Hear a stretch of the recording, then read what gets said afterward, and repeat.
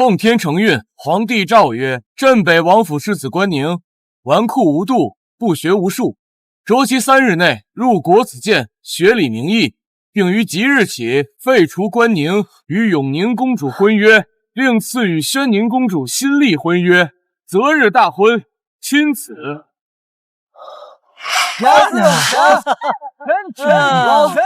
Oh my god！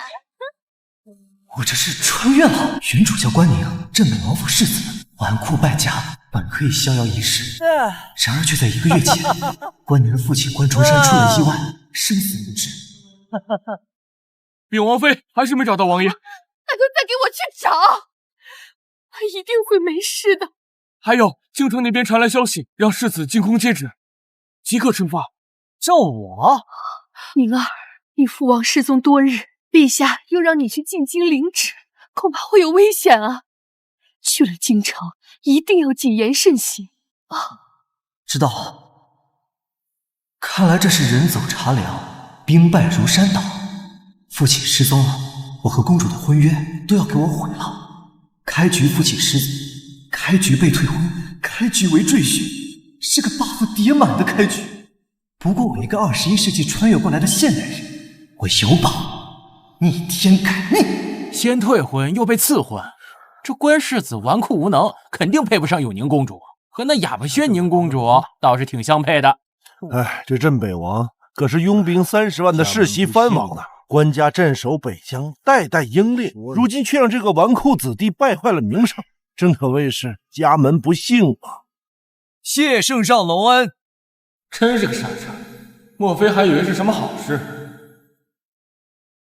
关世子，想不到吧？2年前你上京城嚣张跋扈，与永宁公主立下婚约，如今却被退婚，只能迎娶一个哑巴公主，惶惶如丧家之犬。当年你羞辱我的时候，可曾想过有这种结局？羞辱你？哦，你是说我当时给了你一耳光？可我清楚记得，当时你连个屁都没放一个。原来这邓公子专门来传圣旨，是算账了。听说2年前关世子随父来京，在酒宴上因半句言语不合，直接给邓明远一个耳光，可谓是嚣张至极呀。可今时不同往日，镇北王出事生死未卜，你如今就是一个废物世子，看你还能嚣张到什么时候？你还想说什么？30年河东，30年河西，你也配？我今日前来就是报当年的羞辱之仇。还想打我脸？我先给你一巴掌！你完了！今天谁也救不了你！来人，把这个废物世子给我拿下！我看谁敢动！我爹是关崇山，我是镇北王府世子。你之前张狂是因为你有个好爹，现在他已经死了，你还这么张狂，真是个傻子！你敢诽谤我爹？怎么？我说的有错吗？你爹没了，还想着拼爹？把这个废物世子给我拿下！拼不了爹，我还能拼老。永宁公主驾到！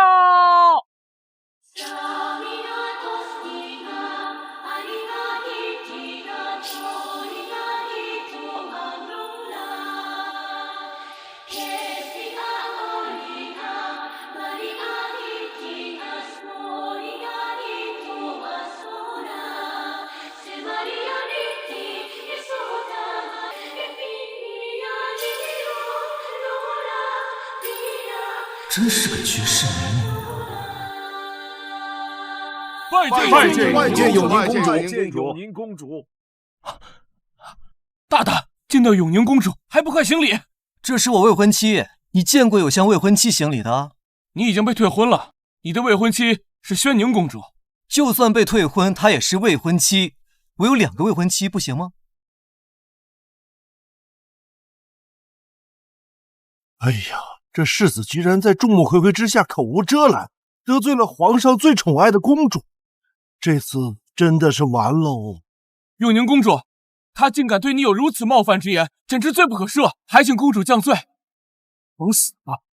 邓明远，陛下授你传达旨意，可不是让你窃妻报复的，你可明白？永宁公主不仅没有怪罪关宁，还要为关宁出头。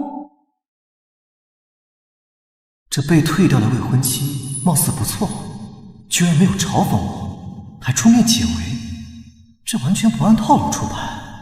难道是我长得太帅了？要不我也把他手了算了。关宁，陛下召你即刻入宫，不得耽搁。关宁要进宫面圣，那我这个耳光白挨了。公主也是要回宫的吧？那不如我们一起，主要这我也不认识路啊。邓明远，你是廷尉的人，就由你护送关世子入宫，不要耽误。我？这也太欺负人了吧！刚被关宁打了一耳光，现在要我送他回宫？怎么，你有意见？多谢公主体恤，恭送公主。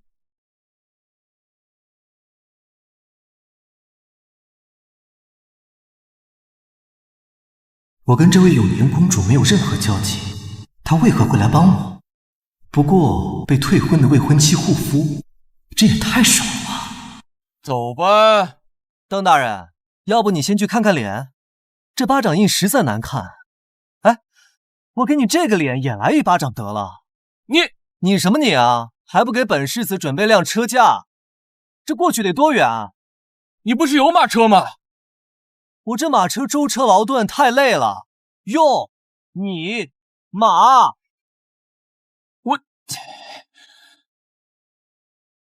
来人，准备马车。这还差不多。邓公子，代传圣旨不是你的职责，弄来这个差事也不容易，是你爹帮你的吧？邓公子，是不是很恨我啊？你别高兴得太早，你嚣张不了几天。我嚣不嚣张我不知道，但我知道你是晚了。你什么意思？你犯了个大错。我爹出事1个多月，没人敢说我爹死了，就连皇上也没说。你说我爹死了，你是不是犯了大错？走，去皇宫。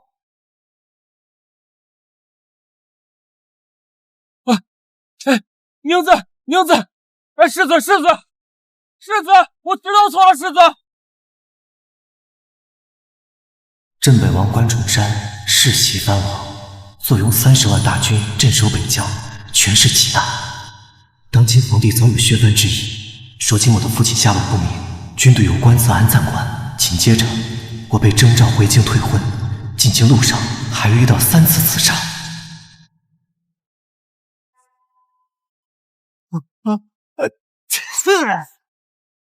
世子小心，有刺客！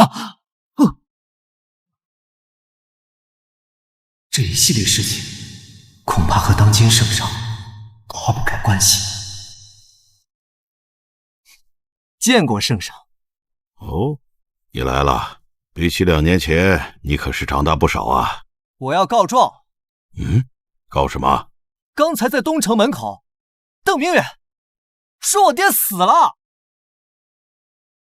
邓明远说我爹死了。这知道了。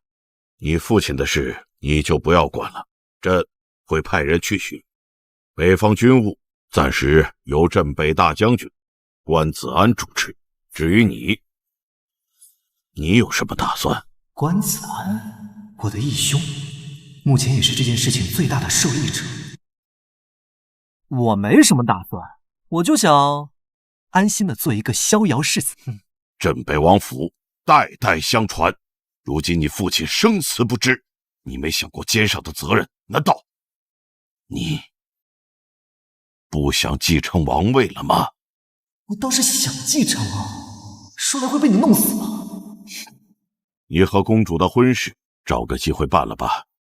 你父亲刚出事不久，也别大操大办。是，这几天你就去国子监读书，要安稳一些。下去吧。是，臣告退。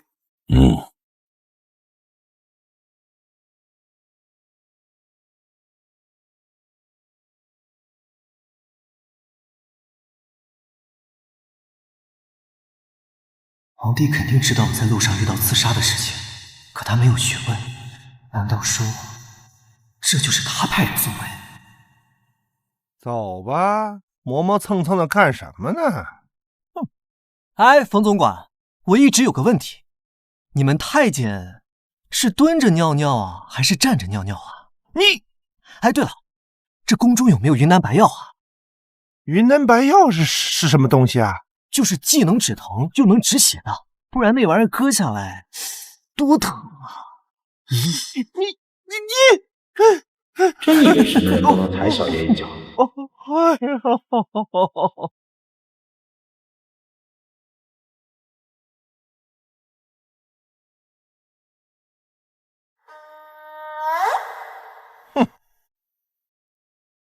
我好像运气不错呀，这都能捡到东西，在来京路上遭遇几次刺杀，若非运气，我早死了。莫非我是气运之子？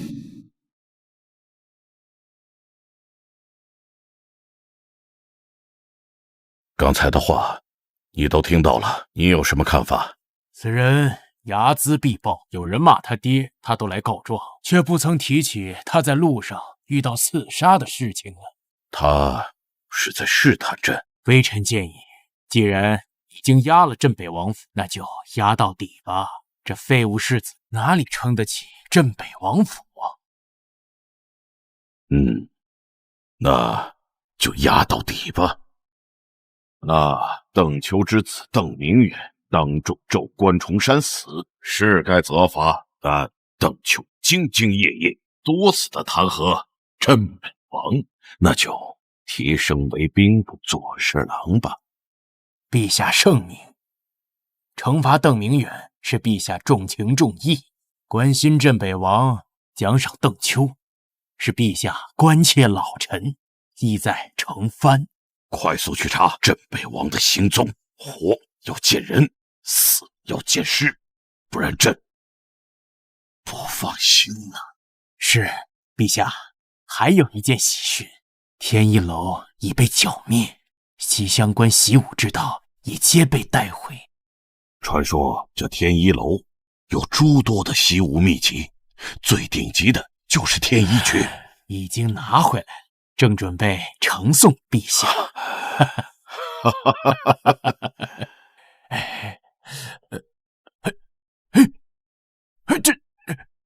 这怎么回事？我来的时候还随身携带，现在就不见了。莫不是丢了？这不可能啊！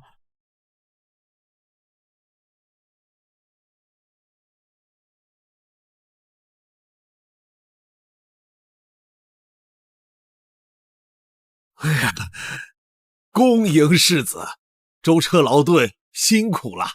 我也是很久没来府里了。哎，现在府上有多少人？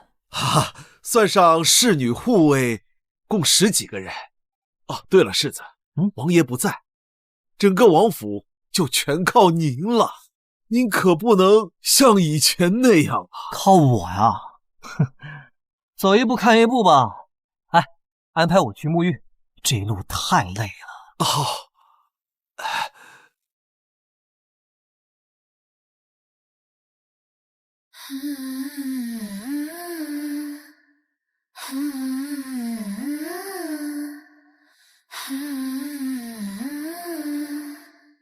如梦如归，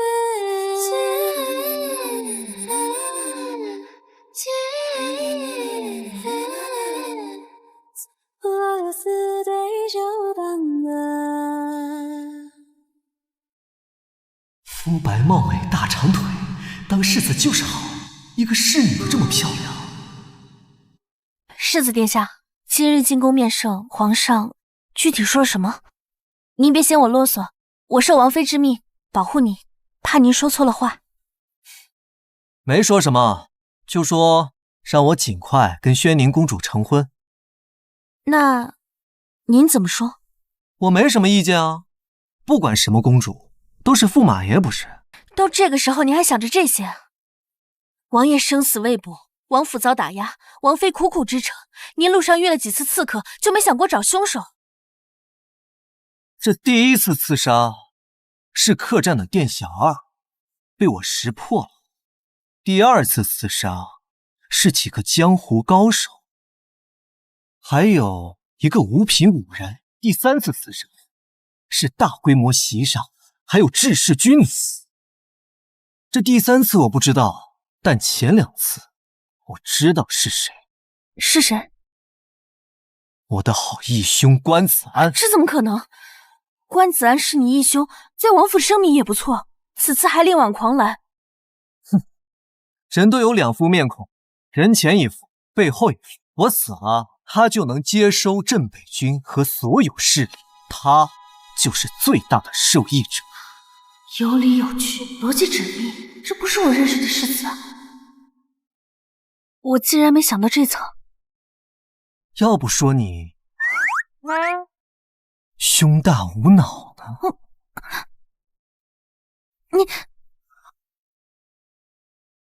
你，唉，先好好活着吧。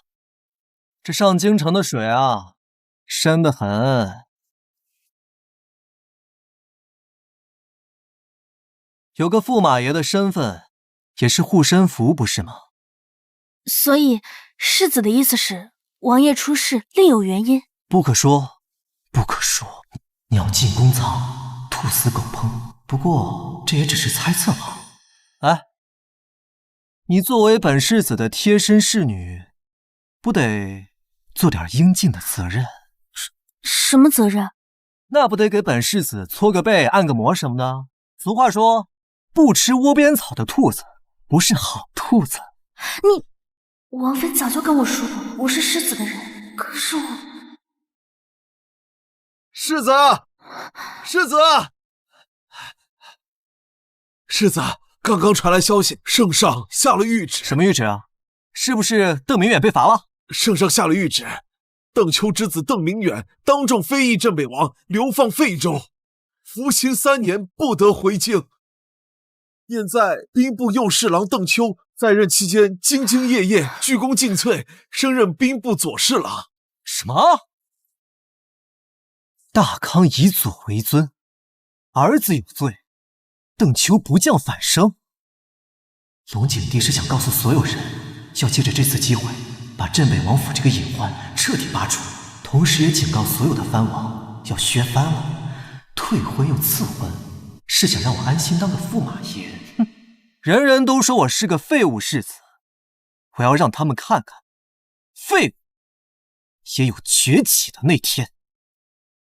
就算镇北王府真被废，我也要重新一步一步一步一步一步一步一步爬起来，爬到最高。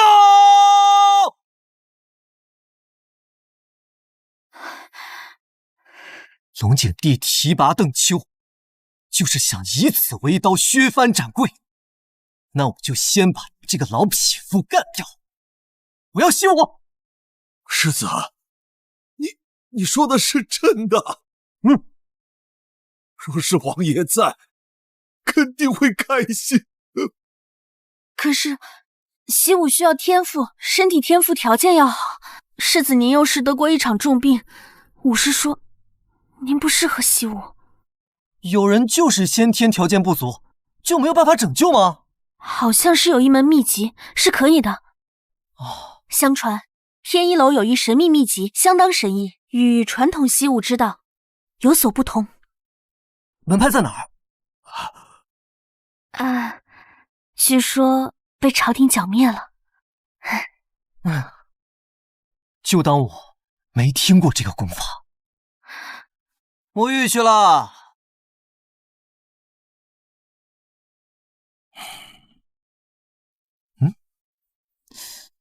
差点忘了，这是什么东西？天一诀，这难道就是晋月所说传说中天一楼的秘籍？气乃根本，人有七情，喜怒忧思悲恐惊，不同情绪会有不同反应。以他人负面情绪助己身修行之道。哼，这也太扯淡了！从头再来。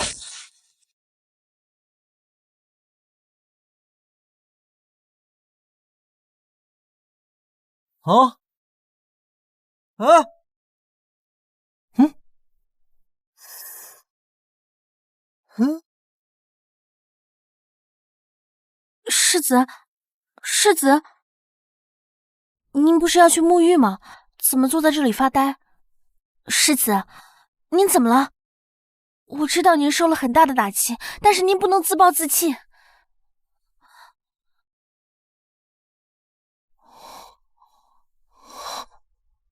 真大呀！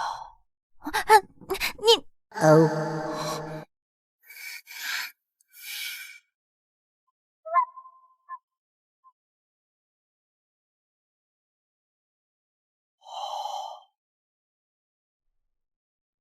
难道说我看了金月的胸，让他产生了怨气，所以我的功力进步了？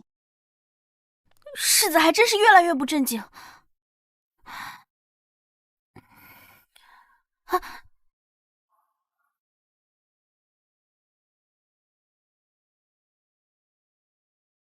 果然是这样，舒服了。世子怎么这样？金月的怨气可以转化为我的武力，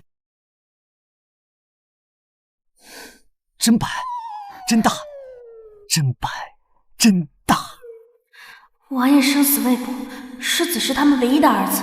王妃之前说了我是世子的人，既然世子压力这么大，要不我把身子给他吧。真白，真大。我调戏金月，他怎么没怨气了？难道他不排斥了？世子，如果真的需要我亲自服侍，那便走吧。你说什么？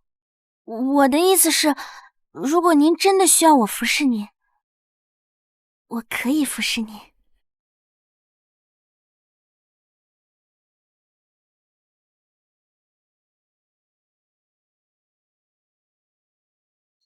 这样吗？可我还有点不好意思。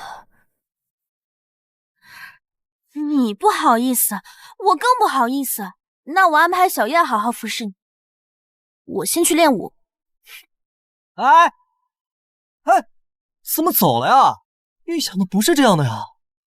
我先不好意思，你再坚持一下，那我就勉为其难，顺理成章的答应下来。我的大长腿美女啊！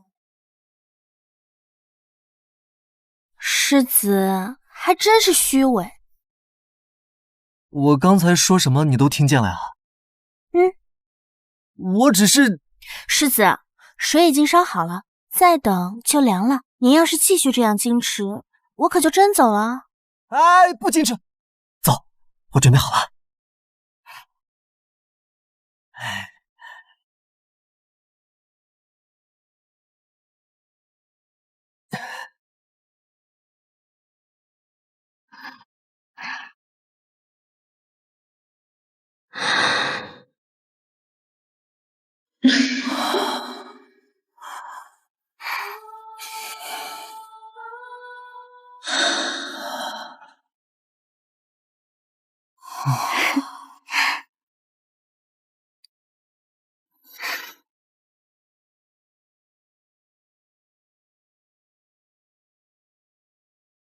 世子，邓府的管事来了。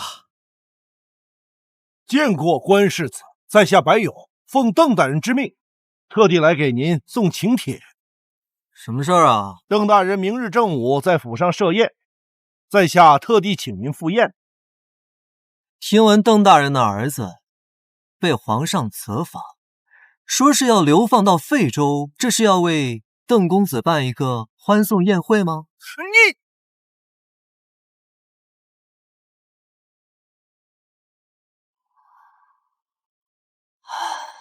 是吗？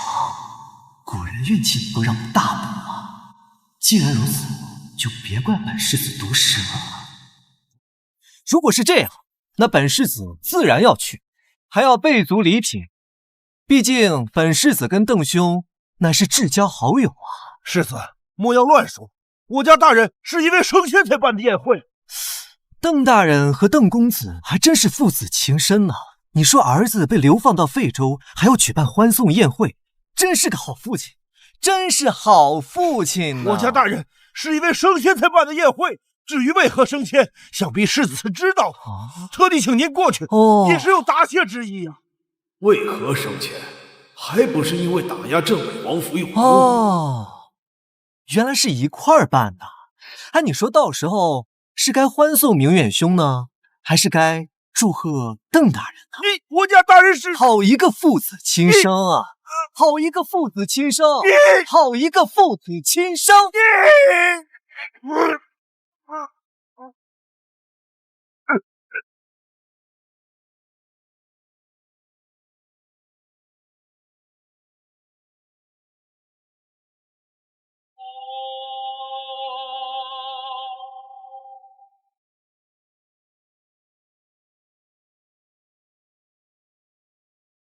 我这是怎么了？难道是气他？几句话就气成这样，气气也太小了吧！关世子，请帖已经送至，请您准时赴宴。您怕不是不敢去吧？去啊，当然要去。本世子和明远兄乃是至交好友。好，那就这么说定了。到时候恭候您的大驾。哼！慢走不送。哼！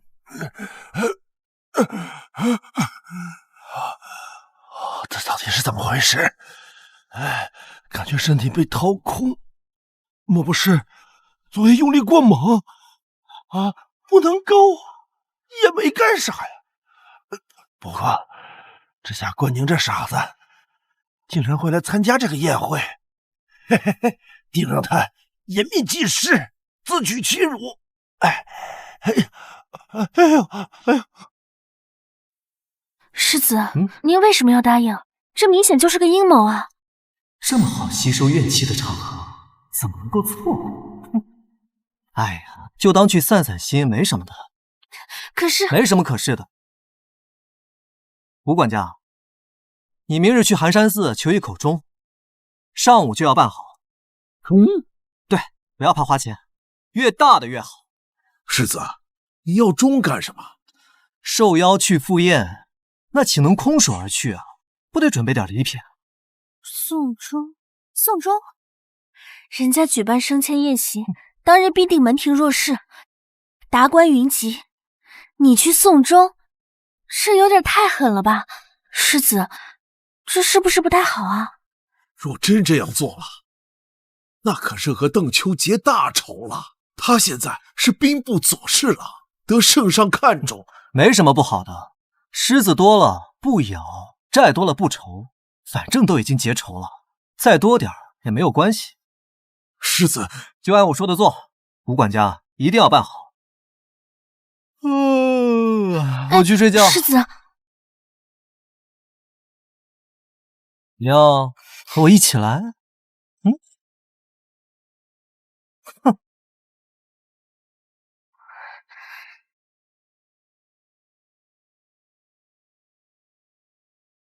世子，世子，世子，世子，真白啊！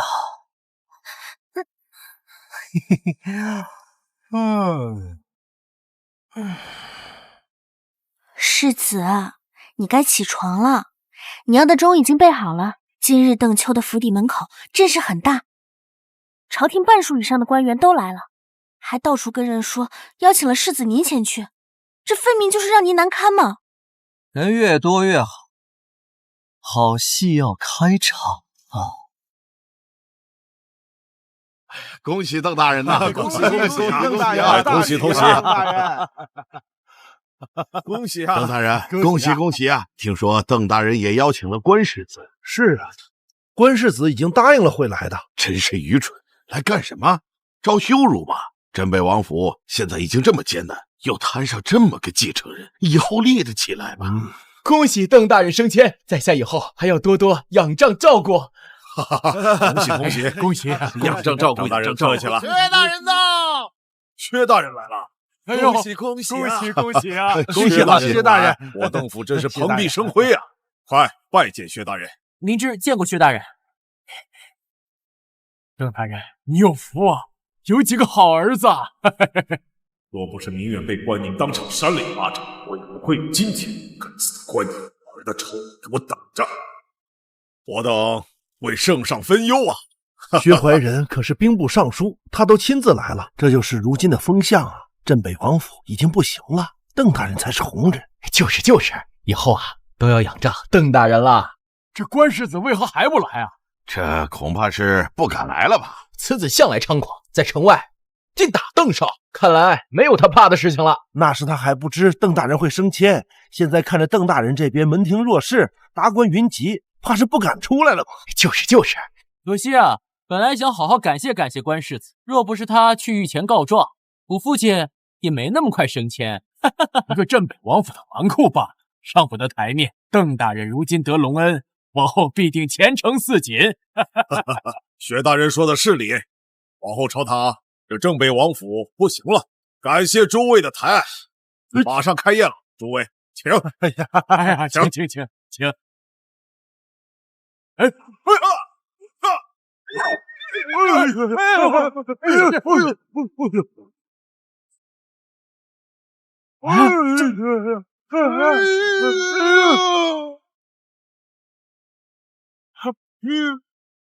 本世子来了。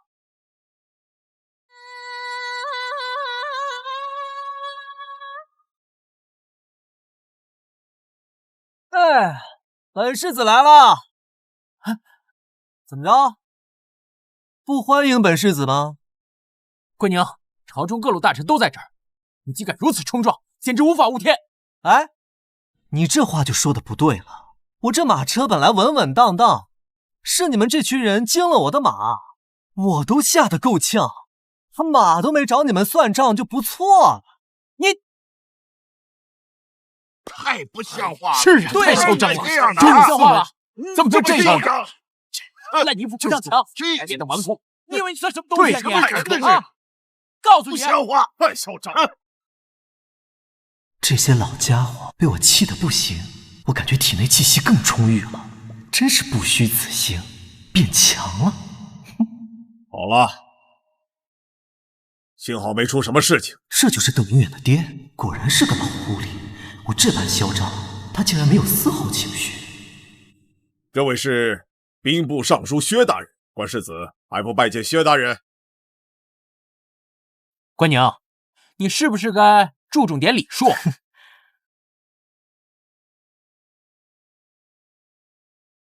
见过薛大人。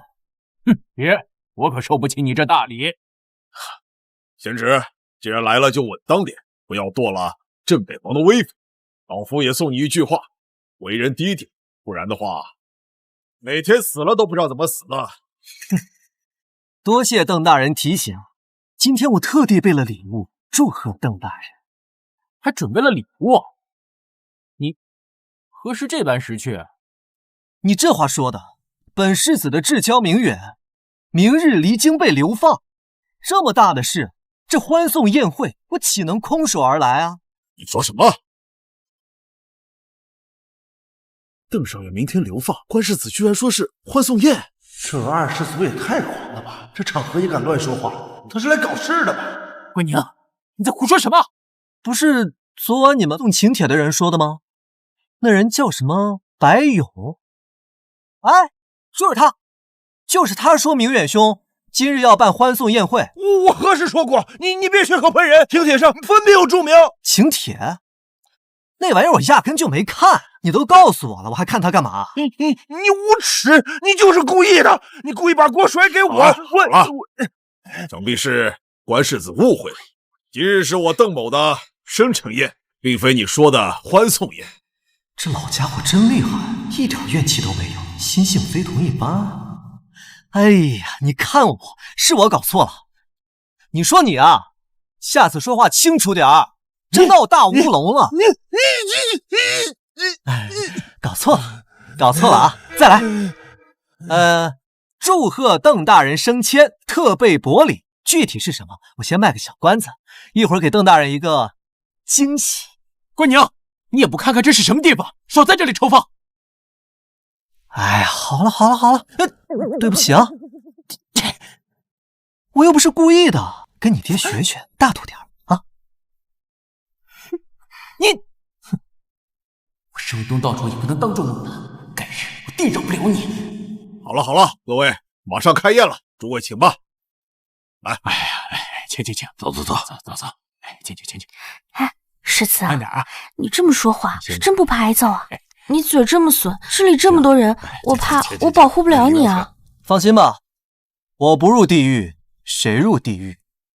就让怨气来得更猛烈些吧。气凝就变强，我已经感觉我在变强了。这就是那个废物世子吧？刚才就是他。你看他那嚣张劲儿啊！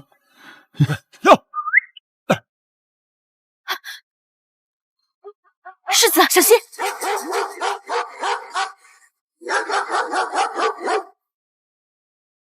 世子，您退后，我来保护你。哎，把世子大人吓到了吧？抱歉啊，这是家犬，平时从来不怎么叫的。只是没想到关世子一进来就狂吠不止了。这狗不咬别人，偏咬世子，这明摆着是公子在羞辱世子。想必是世子太过招摇，连狗都看不下去了吧？哎，这话说的，狗只对同类有抗拒。就是他是狗啊，就是啊，狗男人。关宁，明日全京城的人都会知道，你们镇北王府跟狗没什么区别。这狗看来是邓公子的爱犬，还好这马屁，说不定能跟着邓大人再生一气。世子，据说邓公子养的狗颇有灵性，能辨别异常之物。他的突然狂叫，这肯定是有问题。哎，没错，这狗狂叫不止，应该是看到什么脏东西。哎，世子殿下，你可别误会啊，我可没说您是脏东西。邓明知这蠢货的司马昭之心，路人皆知，该把我当傻子了。那敢问大人，您是？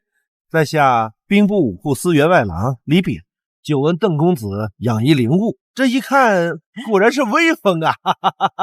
只是这灵物如狼似犬，是狼是狗，不好分辨的。是狼是狗，是狼是狗。哼，你笑什么？是狼是狗，邓大人就是是狼啊！李大人，今天是邓侍郎大人的升迁宴会，你这样骂他不好啊！完了，我闯大祸了，拍马屁拍到马腿上了！哎呦！这个怪物是你自找的。哎，不对，这个狼吃肉，狗吃屎，是狼是狗，显而易见呐！啊，不是你拐着弯骂我爹呢？是狼是狗啊！叔叔，这老家伙终于破防了。我得把话题拉回来，不然惹邓大人生气，我的前途就毁了。世子此言差矣。若是分辨狼与狗，看尾巴即可。对，就是要看尾巴。哦，这怎么看？下拖的是狼，上树的是狗。李大人所言甚是。上树是狗，上树是狗。不是你哪是李炳啊？你是有病啊你！完了，又错，怎么又是谐音？我他妈是造什么孽了？怎么偏偏遇上关宁这个杀手？不是，尚书大人，我不是这个意思啊！你住嘴！完了，邓大人又骂薛大人，应该多读点书，这文字陷阱太多，防不胜防啊！邓大人，我闭嘴，滚出去！我这就滚。几位大人别生气，别生气，我这就滚。哎呀，真是我邀请关宁日下借机打压他，没想到惹了一身骚。这该死的关宁！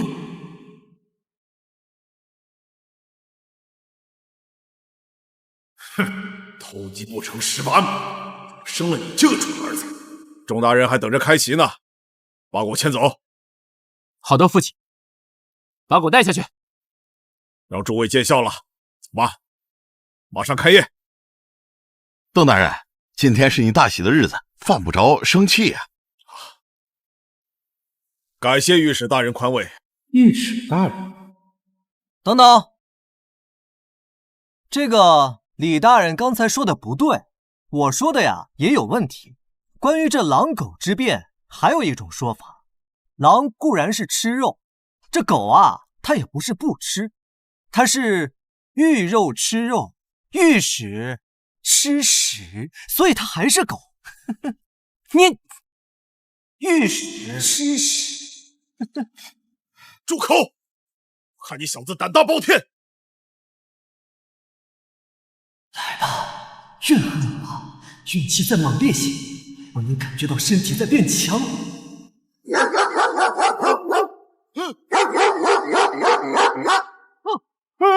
世子，小心！我该自找的，关宁咬死他，给我往死里咬！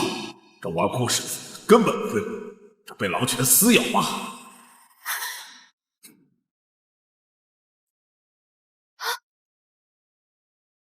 你不可能啊！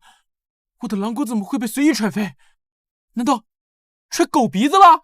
哼，换成以前，我早就被他咬伤了。我吸收这么多怨气，力量真的涨了。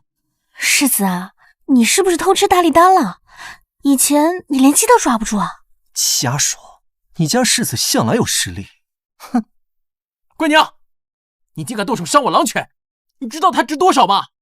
哎，诸位都看着呢啊！我可没动手，我用的是脚。你家狗不拴好跑出来乱咬，还有理了？要是咬伤了宾客，你担当得起吗？啊，我这是为民除害。你，邓大人，您说对不对啊？世子所言极是，恶犬伤人，踢伤了活该。看吧，还是你爹明事理，你得多学学。邓大人，宴会开始吧，我也饿了。那位主我都做不上，他居然直接做了，太过分了！爹，爹，你看他！不要急，先忍忍。今日来的都是权贵，人多眼杂，让诸位见笑了，都入座吧。宴会开始。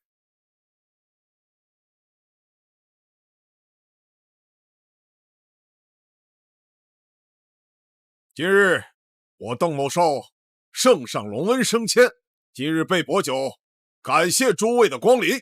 邓大人客气了，能来是我们的荣幸。这菜还挺香。哎呀，看这个人，看先吃。真是。自圣上登基，盛世繁华，儿臣也不能懈怠。数月前，镇北王意外，我北方受敌，多亏圣上运筹，才保我北方安定。镇北将军为我，圣上英明。圣上英明。老东西故意难堪我偏不上你当。邓大人说得好啊，但镇北军与您无关吧？今天是您的升迁宴会，说这些跑题了。你，邓大人如此对我父亲挂念，情深意重，我深受感动啊！我也为邓大人准备了贺礼，还望您笑纳。这纨绔都敢当众骂我是狗，会好心送礼。贤侄心意我领了，礼物就不必了。哎，这礼物是我在寒山寺花重金求来的，邓大人不可不收。金月，把礼物取上来，给大家长长眼。是，抬上来。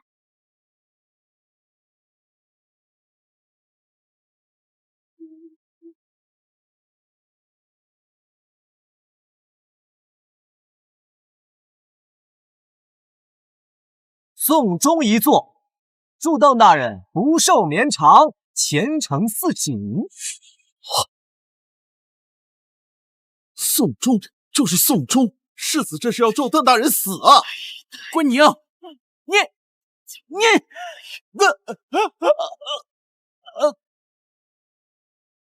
来人，快来人，把少爷抬下去看郎中！快来人！他之前就被我气了好几次，怨气都被我吸了，现在是气急攻心，晕了。邓大人，不知喜欢这礼物吗？世子都把人给气晕了，他还敢问满意吗？不怕被打吗？我得随时注意，保护好世子。这可是寒山寺求来的符钟，你把它放在卧房，说不定还能继续升迁呢。哎，对了，我还准备了个小礼物送给明远呢。听说他要流放到废州，这路途遥远，环境又差，送他个小礼物陪着他，一定要转交给他哦。够了！关世子，你过分了！怎么着，薛大人？我就是正常送礼。果然呢，人心脏看什么都肮脏。身为镇国王府世子，将门之后却目无尊长，狂妄自大，不识礼法。明日本官将上奏陛下，弹劾你这王府世子。快去吧，我吃也吃了，喝也喝了，我也该走了。哎，这小钟啊，一定转交给明远兄，告诉他路上小心着点儿。走！岂有此理！岂有此理！这太无耻了！你看什么呢？我看邓府有没有人追出来，我担心他们打您。他们不敢。在邓府收集怨气，让我的功力显著提升。看来之后我要好好利用这功法来增强我的功力。走吧。好。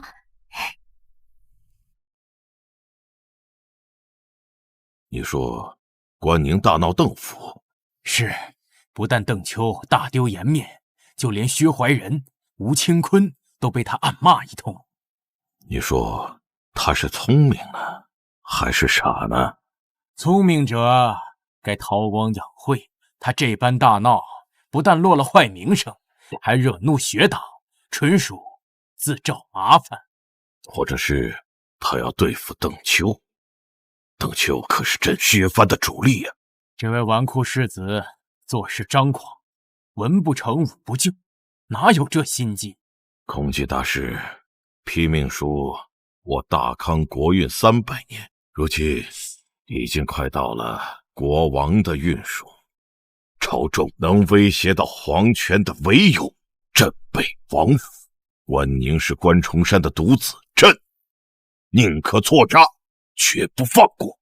这次关崇山出事是良机，等时机成熟，朕将废了世子之位，取缔镇北王府。陛下英明。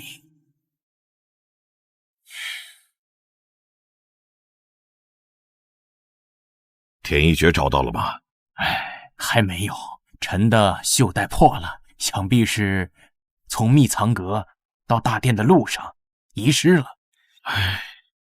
没找到，看来朕与他无缘呢。公主不可，陛下正议事呢。让开！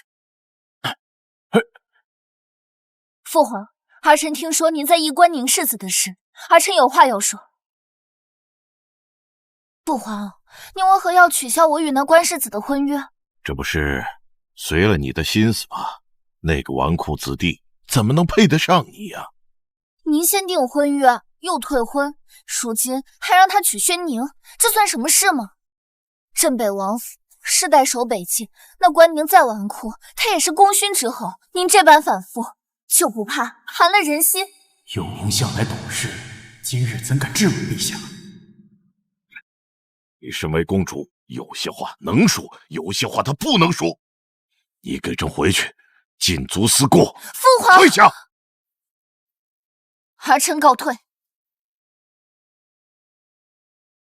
真是越来越放肆。永宁公主想必是觉得自己的婚事被随意操纵，心里不舒服吧？身为公主，哪来的什么自由啊？冯源，立即召集薛怀仁、邓秋等人，商讨削藩之事。是。公主，您真的去找殿下了？那关宁就是个纨绔世子，都配不上您。现在被退婚了，不是正好吗？你不懂。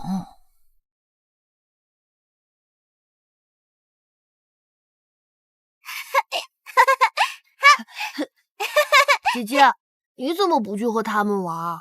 他们都不跟我玩。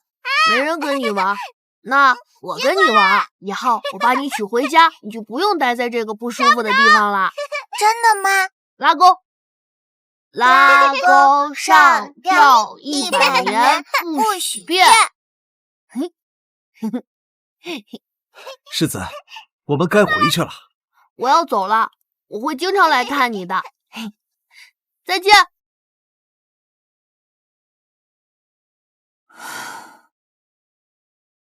可从那以后，你便再也没有来过京城。恐怕你早就已经将我忘了吧。公主，难道你真的想嫁给关世子？婚事不成，会因此难过的。死丫头，你胡说什么呢？舒兰，你帮我个忙吧。您吩咐。什么？你要出宫？不会去找那关世子吧？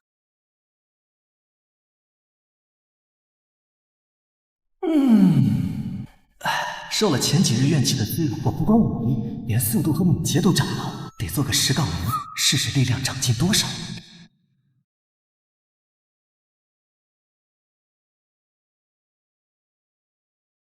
世子，朝廷要调镇北军离北疆了，这一走，怕是再也回不来了。你还有心思弄这些？这不挺好？挺好。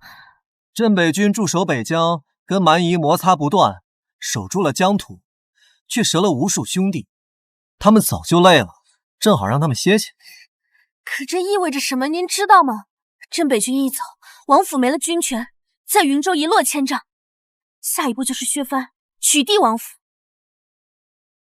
父王现在生死不知，我又被召来京城，镇北军没了主心骨，早已失了军魂。龙景帝就盼着他们抗旨，好名正言顺剿灭。原来世子您都明白。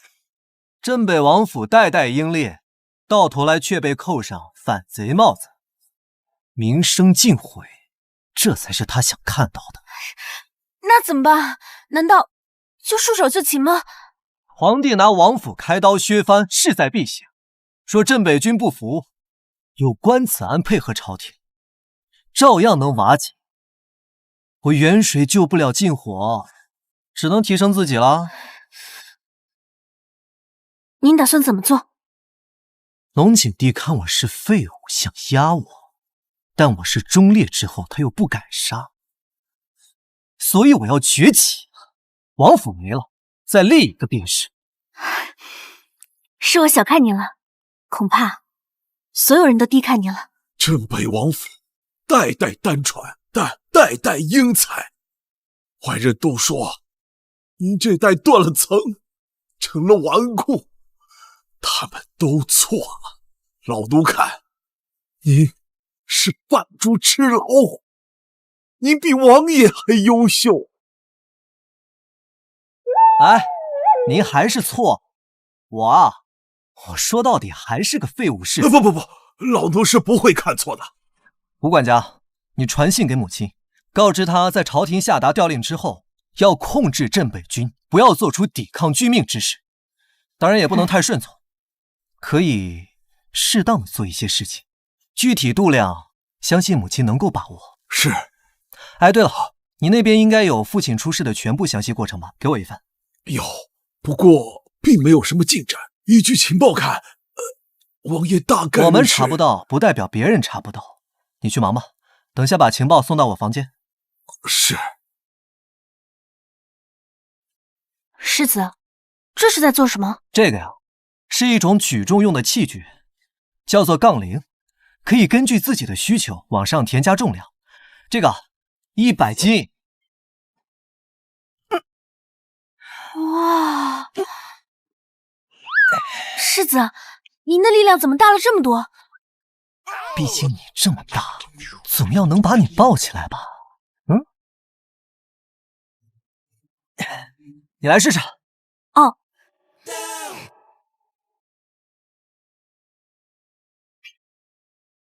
这简直不科学！哎，我还是太菜了。很轻松啊。我还是太菜了。世子啊，我可是上品武人啊。不过，世子您为何突然力量增强了？我明白了。明白什么了？世子，您之前在隐藏实力。世子果然非常人，隐而不发。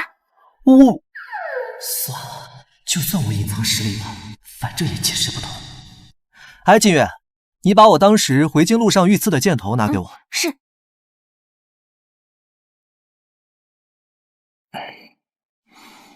这剑跟传统剑矢不同，由金刚打造，向后弯曲3个倒钩，该找谁打听啊？在下兵部武库司员外郎李炳。有了，去找李炳。李炳是谁？哦，就是那个被你坑的降职的武库清使司员外郎。你去找他做什么？是觉得坑的人家不够惨？说什么呢？都是好兄弟。到时候你就知道了。你狗日的关宁，害得我好惨！我的师徒啊！要是你出现在我面前，我一定要把你撕碎！好大的怨气！哎，李大人，别来无恙啊！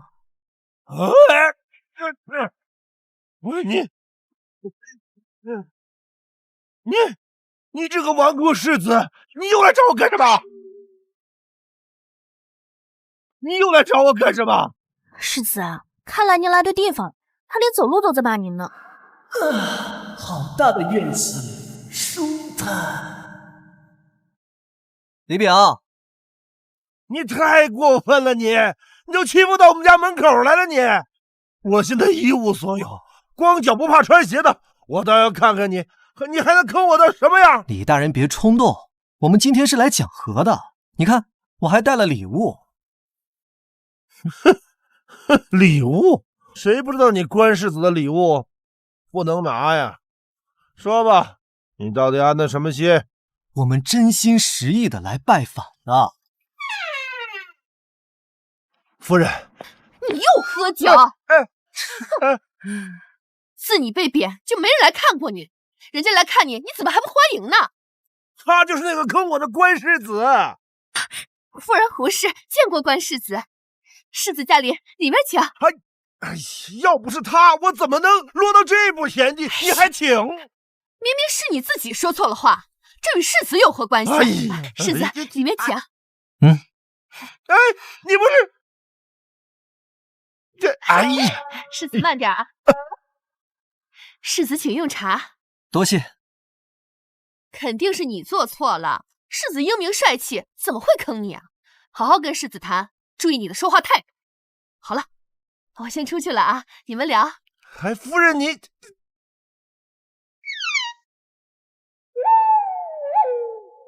世子有何贵干呢？实不相瞒，确实有件事想请你帮忙。呵呵，找我帮忙，多新鲜！拜你所赐，我现在不过是个库管，怕是帮不上什么了。其实这样也挺好。你说什么？你说什么？哎，别生气，气大伤身。兵部现在是乌烟瘴气，你从那离开啊，也是幸事。你不过是个纨绔世子，有什么资格说这话？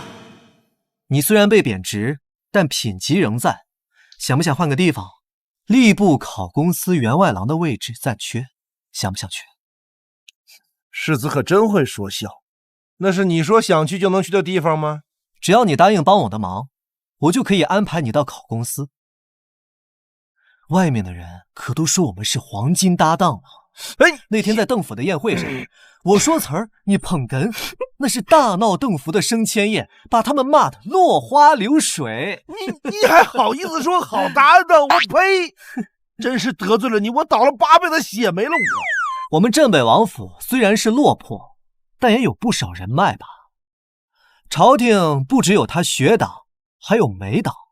学党支持削藩，自然是我镇北王府的敌人，但是美党有不少大臣，可是我镇北王府的拥护者。瘦死骆驼比马大，官家毕竟是镇北王，想必有些人脉。你到底要我帮你什么？就是个小忙，但你得保密。等你调职之后，我再告诉你。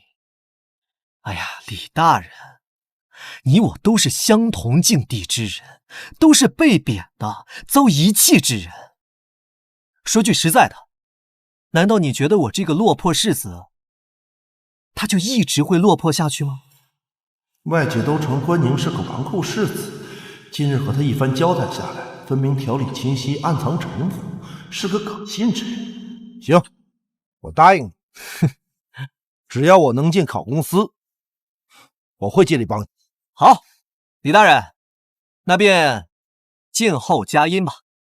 哎，师傅，那个礼物还是拿走吧。我关宁送出去的礼物，岂有回收之理啊？放心，是正儿八经的礼物。恭送世子。关宁，希望我这次没看错你。世子，您为何给李炳许那样的诺？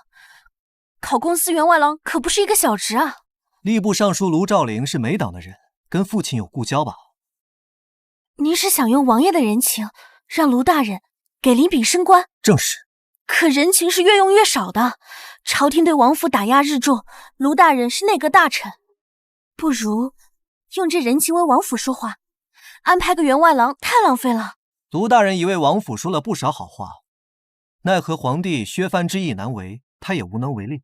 说到底是我们的政治资源太少了。王爷向来不屑于此。有不屑也有不愿。父王不想被龙景帝猜忌，说到底我们必须拥有自己的势力，建立自己的人脉。你选李炳，他行吗？你看过他的履历吗？没背景，全凭自己走到现在，足够说明问题。他还年轻，慢慢来。哎，去给我准备一份礼物。世子，哎，算了，我若是带着礼物去，说不定连人家府门都进不去，还是空着手去吧。世子还是对自己如今的名声有很强的认知的呢。见过卢大人。哟，纨绔世子也懂礼节，真是稀罕呐。闭嘴！日侄，莫要与他一般见识。无妨，这个小侄前来啊，确实有一事相求。相求？堂堂镇北王世子，也有找别人帮忙的一天。想必卢大人听闻我去邓府的事了。你不会是求我爷爷找邓大人说和吧？当初逞口舌之快，现在可晚了。若是此事呢，那我也无能为力。哎，卢大人误会了。那日李炳因我被贬，我实在是过意不去。听闻吏部考功清吏司有一职位，这李炳的职位刚好和他匹配，不知卢大人能否安排他去？就这事儿？就这事儿。真是个纨绔！你们家在我这里的人情，居然用在别人身上。人情总有用尽的时候，只为了这种事儿，真是不知道。我总不能说让你帮我说说话，让陛下不再打压。卢大人，只是正常的职位调动，也不影响官员的任命规章。卢大人应该不会为难吧？答应你也可以，但是有个条件。请讲。那你就做一首咏梅诗，5言7言皆可。我也没有附加的条件，1刻钟的时间。你要是做不出来，就请回吧。咏梅诗，不愧是梅党魁首，对梅极爱。谁不知道这位世子文不成武不就，他能做出来就奇怪了。爷爷，这关世子打人倒是可以，若说作诗，可就太强人所难了。好，我做，但不用1刻钟，10秒钟就够。10秒钟？你好大的口气！关世子，作诗虽不难，可也没你想的那么简单。作诗可不是儿戏，不是随便做的。我前世可是名副其实的学霸，被这点小事难不住。墙角数枝梅，凌寒独自开。遥知不是雪，唯有暗香来。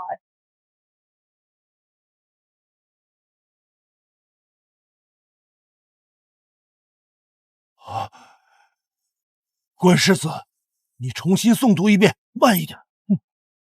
墙角数枝梅，凌寒独自开。遥知不是雪，唯有暗香来。好诗，语言朴素平实，却自有深意。墙角2字写出了环境恶劣却坚守主张，这不正是说他自己？镇北王府遭打压，处境落魄，可不就是这般？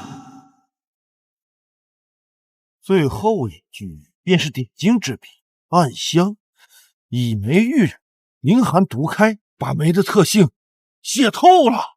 好啊，这至于吗？这诗真是你做的？怕不是你抄的吧？当然是我做的。胡说！这若是你做的，我便把这盒墨吃了。我们同样都是纨绔，他怎么突然会作诗了？这绝对不可能。你怎么知道不是我做的？你听过这诗？你怎么证明是你写的？你怎么证明你爷爷是你爷爷啊？你，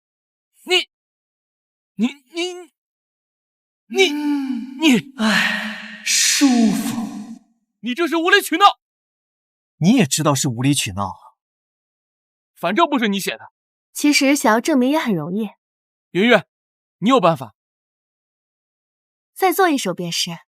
此等佳作，就算请人代写，也难以再续，不是吗？文宁，你再做一首。诗虽好，但不能借他人之名，扬己之威呀。你们这是都不信？我信，但是得让爷爷信才行。这是逼着你打脸啊！听好了，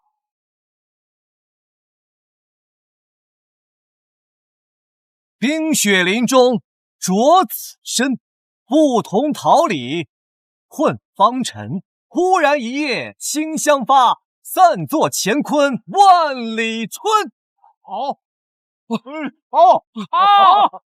全诗未提梅字，就句句是梅，这是好，简直就是咏梅的佳作呀！一树寒梅白玉条，洞林村路傍溪桥。不知近水花先发，疑似京东雪未消。快记下来！池边新种7枝梅，遇到花时点捡来。莫怕长洲桃李渡，今年好为使君开。意外断桥边，寂寞开无主。已是黄昏独自愁，更着风和雨。无意苦争春，一任寻芳度。零落成泥碾作尘，只有香如故。太好了，够了吧？够了，这么多呀！够了，世子连做5首咏梅诗，简直是旷世奇才呀！方哥哥好厉害！不知这4诗1词皆为何名？叫关宁咏梅5首。竟然将自己的名字直接命名，将5首连同啊！真是霸气。不过也确实都是佳作。纨绔世子居然成了大诗人！世子，快坐！哎呀，你赶快起来！虽然都是纨绔，你看人家世子都会作诗，你会做什么？世子，请坐。哎呀，卢大人，坐就不必了。刚才您说我做1首诗就帮我这忙，我现在连做了5首，不知这忙此事我应下了。那个李炳直击无错，没问题。多谢卢大人。考功司郎中年事已高，正好到了告老还乡的年纪，就让他做考功司郎中吧。让他做吏部考功司郎中？这可是一司主官，而且还负责官员考核，权势极大。这下答应李炳的许诺做到了，还超额完成，李炳必然会对我死心塌地。多谢卢大人。世子，不知你何时精通了诗词？其实早有涉猎。今日我见这屏风上的寒梅图，突然有感而发，思如涌泉。那个时候不早了，就不打扰了，诸位告辞，告辞。外界都说你文不成武不就，我倒觉得你没那么简单。关中山，你有个好儿子呀。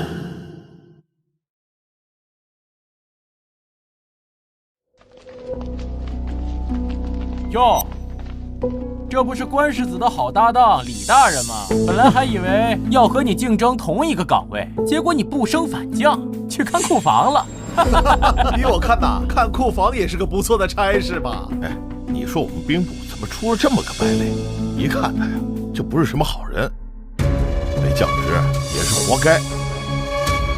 没错，我就是关世子的好搭档。尔等莫要小人得志，30年河东，30年河西，莫欺少年穷。你还想翻身啊？你是做梦吧？你看看谁敢得罪邓大人和尚书大人？关世子他就敢？我看你是疯了！在这兵部大院里，左一个关世子，右一个关世子，官家已经不行了。我看你是连这看库房的活都不想干。谁怕谁呀？你以为我会怕你吗？关大人到！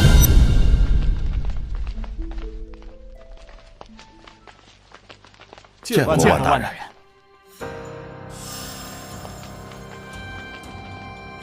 关大人，刚才李炳口出狂言，极力维护所谓关世子。依在下看来，那李炳就受兵部的害群之马。我提议将李炳逐出兵部，免得牵连我们。李大人，恭喜恭喜啊！恭喜！万大人，您这是？即日起，李炳便不在我们兵部任职了。早该如此。李炳和关世子同流合污，李炳跟对人很重要。以后我叫平步青云，而你就跟着关世子丧家之犬去吧。来人，把他给我带出去！你们放肆！敢对李大人不敬！去，放开放开！李大人离开了兵部，是要即将前往吏部高就了。不，什么？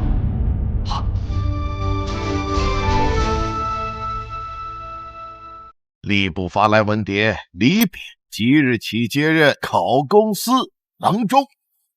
考功司郎中？不可能，绝对不可能！谁说的？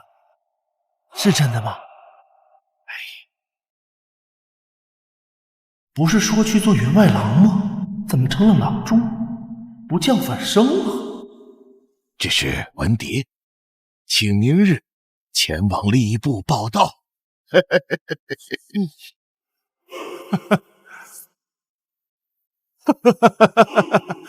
关世子竟如此给力，考功司郎中权力极大，他果然没骗我。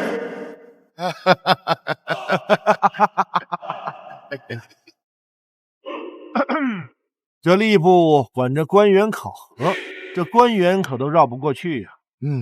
石大人，你以后这晋升之路可就难喽。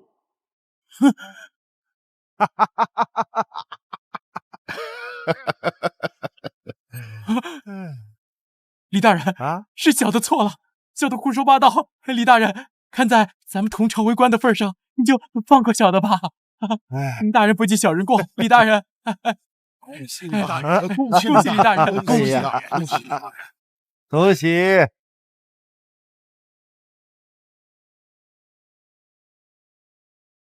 薛大人，李炳背后莫非有大人？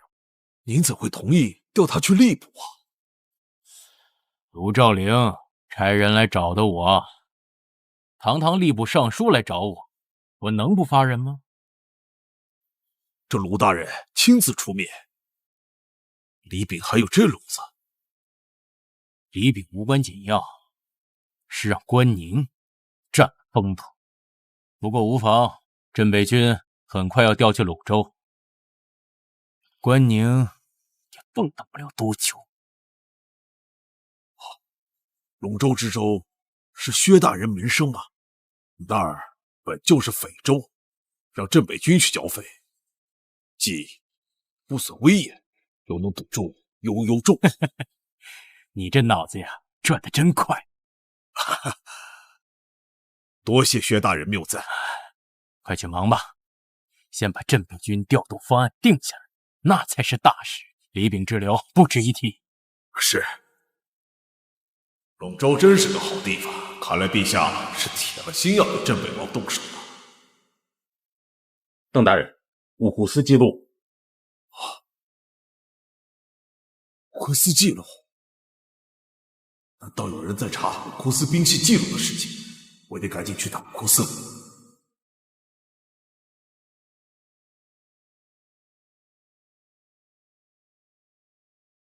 到底是世子啊，这也太会享受了吧！世子，李大人来了。我正等你呢，来得挺快。刚得到消息我就赶来了，这次多亏世子相助。先别急着谢。世子有什么吩咐尽管说，只要我能办到，我必定会尽心尽力，也会保守秘密的。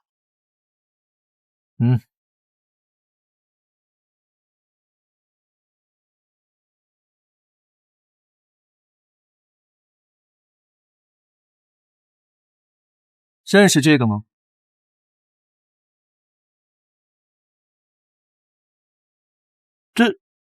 这是千叶刃。千叶刃？对，你看这倒钩下的尖刺，像一片片叶子，故而得名。这种剑杀伤力极大，中者必死，伤口根本就无法清理。世子，您是从何处得来的？可是，为什么我从未听说过？外人自然不知，这是朝廷专用，对付武人的。听说我父亲被刺杀时，凶手用的也是这种剑。你知道这千叶刃归哪个机构使用吗？没有专属的机构，只有执行特殊任务的时候才会领用。不过这剑是兵部领出的。怎么确定的？有编号，你看，这是第78支。有记录可查吗？有，我这就回去查一下。我在兵部司还有一些人脉，如今又调考功司郎中，应该很快能查出来。尽快给我打保，务必保密好。你也多加小心。明白。我先告辞了。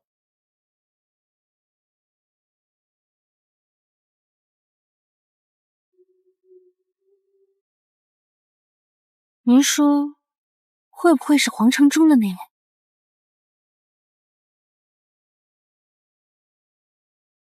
应该不是。他虽然做事绝，但我已经没有威胁了。派人杀我只会落人口实，完全没有必要。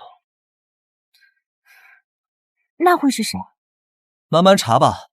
父亲得罪的人不少，我总感觉这背后隐藏着很大的秘密。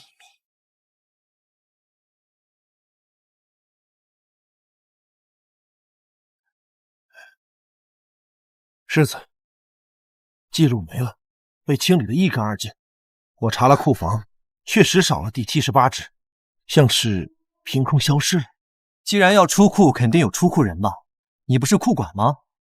武库原有助理沈健，跟差吏起了争执，被失手打死了。另一个助理官说告病，我打听了一下，也死了。死了？他年纪大，常年带病，说是病死倒也正常。都正常，那就不正常了。2个助理官，一个被斗殴致死，一个病逝，时间还对得上。柴丽呢？柴丽被抓进大狱，判了死刑。前天刚行刑，也死了。是不是线索已经断了？没断，在完全绕过我的情况下，有2个人必定知情。谁？武库司郎中万正业，还有员外郎史洪富。这么说，他们俩也危险了。幕后凶手肯定会灭口所有知情者。看来我们必须得找到这2人，直接逼问。你知道史洪富的住址吗？我写给你。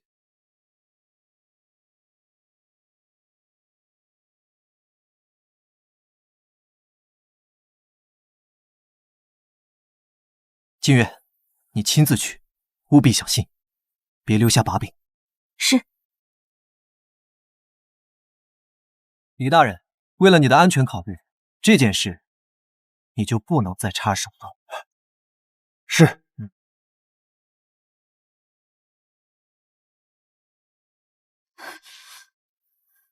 世子，史洪富死了。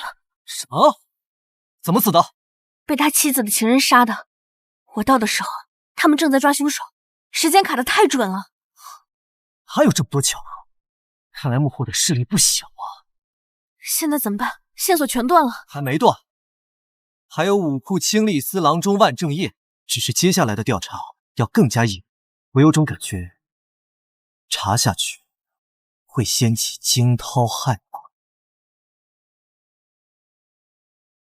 今日请各位前来，是为了让大家欣赏我新收集的诗词。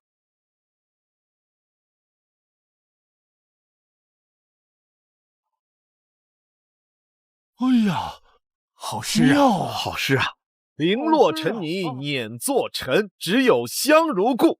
哎呀，这写的太好了，千古一句啊，是吧？千古一句啊！我等师辈乃是读书人，这入朝为官，理应如此，理应如此啊！哈哈哈哈哈哈！首首皆是精品，必定成为传世经典。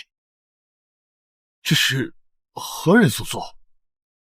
这诗是何人所作呀？莫不是卢大人？这4诗一词其实是同一人所作。啊，同一人所作？同一人所作？这看来是当世之大才呀！就连师君也不过如此嘛。因是同一人所作，所以没有一个名字，只有一个统称，叫做关宁咏梅五首。啊，关宁，这不是那个纨绔子弟吗？莫非……哎呀，大人说笑了，必定是重名者。只是此关宁从何而来，就能有如此才学？对呀，哼，没有重名，就是关宁所作，就是那个关世子。啊，这他居然是他！有诗曰师兄，你看杜兄，你这诗格是怎么了？如此深夜，怎么还这么热闹？但是这首也不错。哎呀，有新作送至，我等要做记录。是好诗啊！什么新作，整这么大阵仗？我看卢老先生也来了。哎呀，了不起的诗作呀，已经达到传世惊天的程度了。那你看，哇，哈哈哈哈哈哈！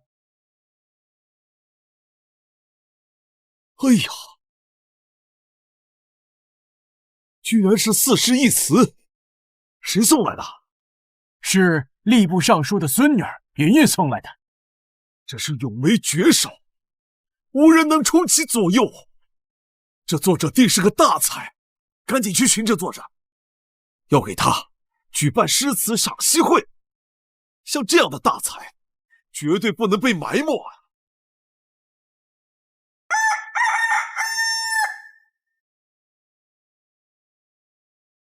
世子，起床了。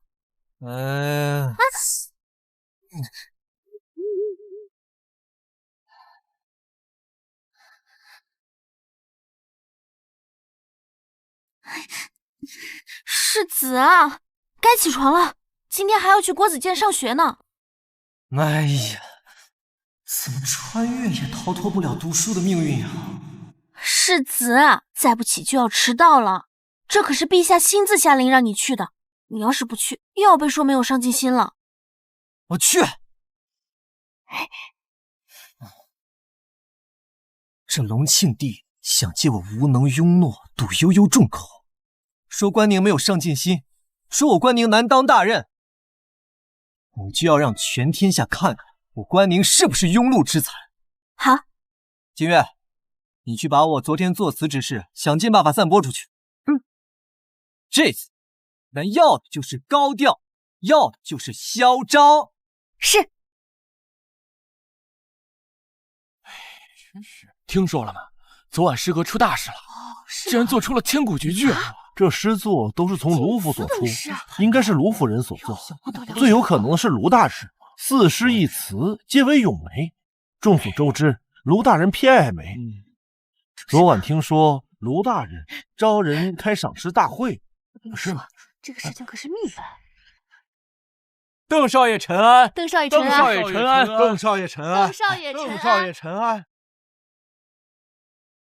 卢府出了这种名动京城的诗词，学党岂不要被压一顿？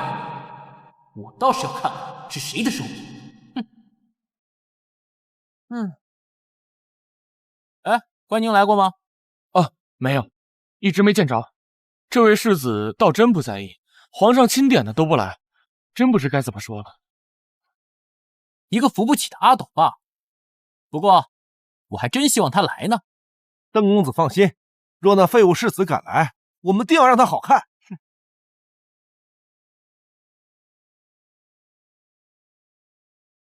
哎，俊言，昨天的四诗一词从卢府流出，你肯定知道是谁做的吧？是啊，快告诉我，是卢大人还是你父亲？不是。那是你妹妹？不是，都不是。不是。我说你给我装什么呀？你们卢府就那么几个人，哎，难不成是你这个和关宁那个纨绔不相上下的二世子？我和关世子怎么了？我作词不行，可关世子作诗的本事不比你差。哎，那你的意思，昨晚那些诗都是那个废物世子做的？好啊，我告诉你，若那些诗真的是那个废物世子做的，我跪下叫他爷爷。就是你爷爷我写的，就是你爷爷我写的。你爷爷来了。啊？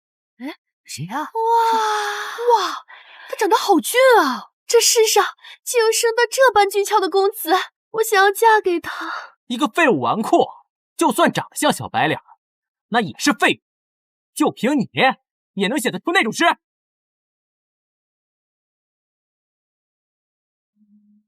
这股运气很熟悉啊，像……邓少爷，好久不见。尔父最近身体好吗？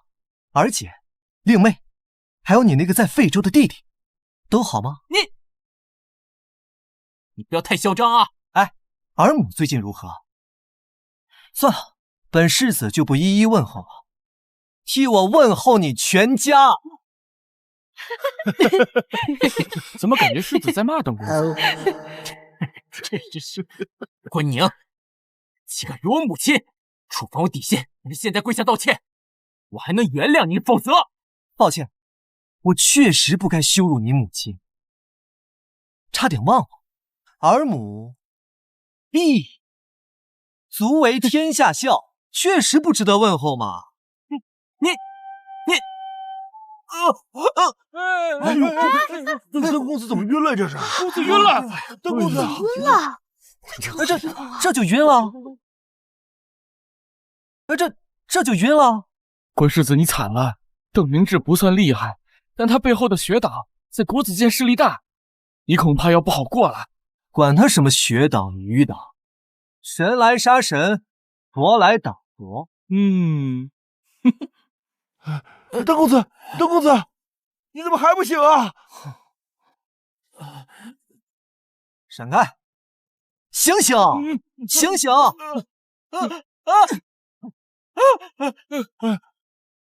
我这是在救你啊，不用谢。关宁，弄死你！哎，邓少爷，谨言慎行啊！这里是国子监，不是你邓家。关宁，你等着！行，关宁，那我问你说那40亿词是你写的？当真？没错，的确是我做的。这可是上京城最大的笑话。你看他好没有气度啊！厚颜无耻！能做出此事者，堪称尸霸。你竟敢冒领，侮辱尸霸！尸霸？行吧，这个称号还可以。哼，能做出此等名作，还是4诗一词，不是尸霸是什么？呵呵，尸霸可受崇拜之人，你们谁敢侮辱，我定不轻饶！对，绝不轻饶！不要轻饶他！不要轻饶他！别说我一个，不轻饶他！主要是你名声太臭，大家都不信你。哼，关宁，你说你是作者，可敢打赌？有何不敢啊？好，那作者出来又不是你，当如何？随意。若不是你，那还劳烦世子给我跪下，磕头请罪，如何？哼，可以。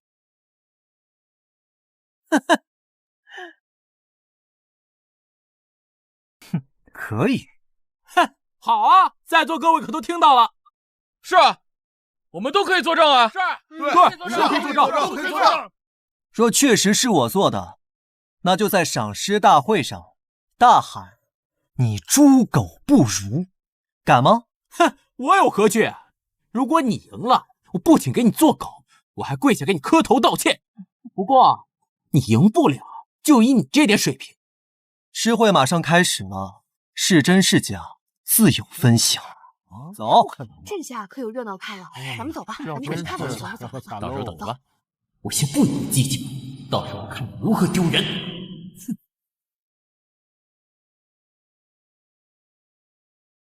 看他能做出来什么事？哼，我都不信了。我们且等看。哎，怎么样啊？这次诗霸含金量太高了，词君李玉云、诗君杜修都来了。国子监的甄博士、吏部尚书卢大人也在，看来这个诗霸很受重视。诗会开始。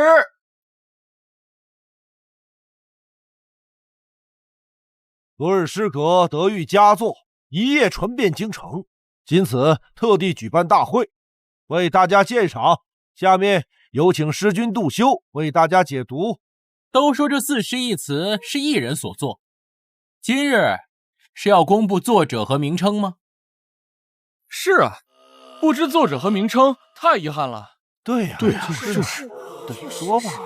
关宁还敢自称作者，今日定要让他当众出丑。之前关世子亲口说过，梅家诗是他所作，他一个纨绔冒领，竟然敢冒领如此大作，那简直就是对我们诗词的侮辱。对呀，这是对，是对呀，到底是谁做的诗？肯定不会是关宁。诸位稍安勿躁，老夫爱梅，但也是第一次见如此惊为天人之作，作者肯定绝非凡人，绝对是个大才。既然大家如此感兴趣，那我就公布了。现在认输还来得及，你饭可以乱吃，话可不能乱说，说错了话是要付出代价。哦，我已经准备好让你当我的狗了。你嚣张！经多方查证，此诗均为关宁原创。什么？啊，好，真好，真是他。此4诗一词被命名为关宁咏梅五首。什么？关宁？你说这首诗是他关宁写的？关宁，这些诗是他写的。真的是他，真的是他写的。他写的吗？咏梅无首，关世子。除了他还有哪个关宁？你之前还说他是冒充的，这下脸疼不疼？这不可能，不可能，这绝对不可能！老师，你是不是念错了？什么？你敢说老夫出错？老夫为他作证。我之前还在维护师霸，嘲讽关宁，师霸就是关宁，我成了小丑。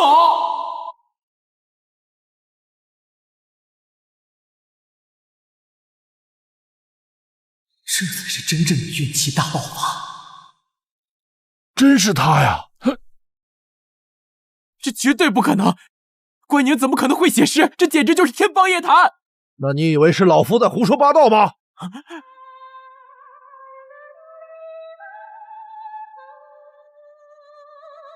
小丑！废话少说，按照赌约，你应该清楚现在该做什么了。你怎么还想抵赖啊？你还是不是男人啊？我猪狗不如！你说什么？我猪狗不如！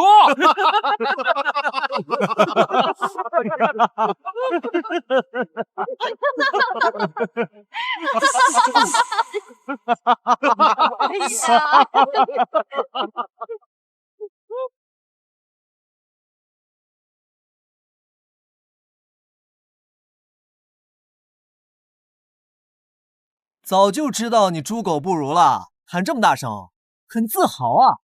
太狠了！早就和你说过我是原作者，但你非要当小丑，那也没办法。不过我提醒你，投机取巧不可，打铁还需自身硬，知道了吗，小细狗？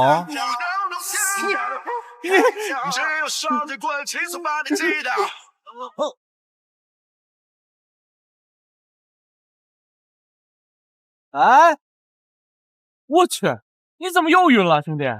你没开3度啊你？你怎么又晕了，兄弟？你没开3度啊你？这也不禁气呀。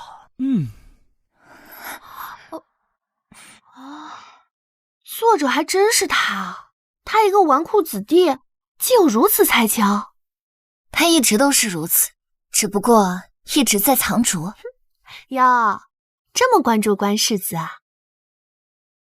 啊，你该不会真的看上他了吧？别胡说，好好看热闹，今日可要有不少人被打脸了。还不快扶邓公子去看郎中！是。你这，我算是看明白了，在这上京城，谁都不能惹你关世子。哎呀，哪有？关世子的佳作浑然天成，惊天动地，愿意加入我们诗阁吗？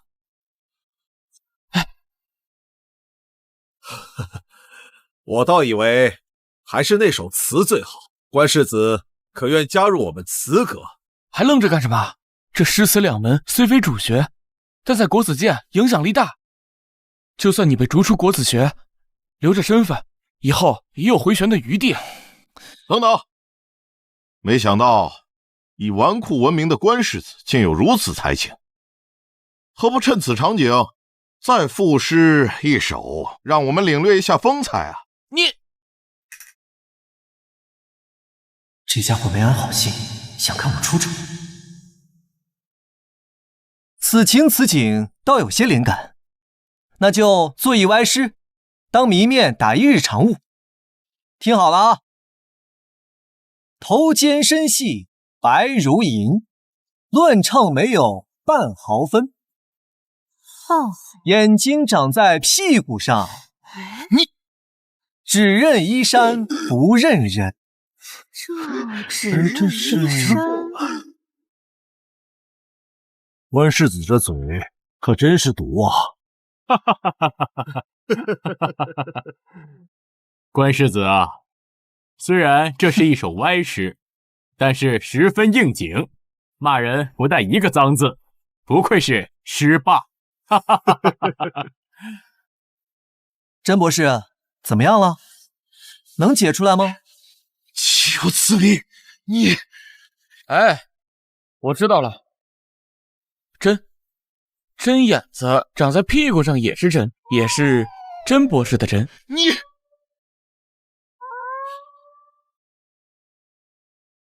也是甄博士。还得是你聪明啊！那是。哦，甄博士啊，原是他呀！你，关宁，放肆！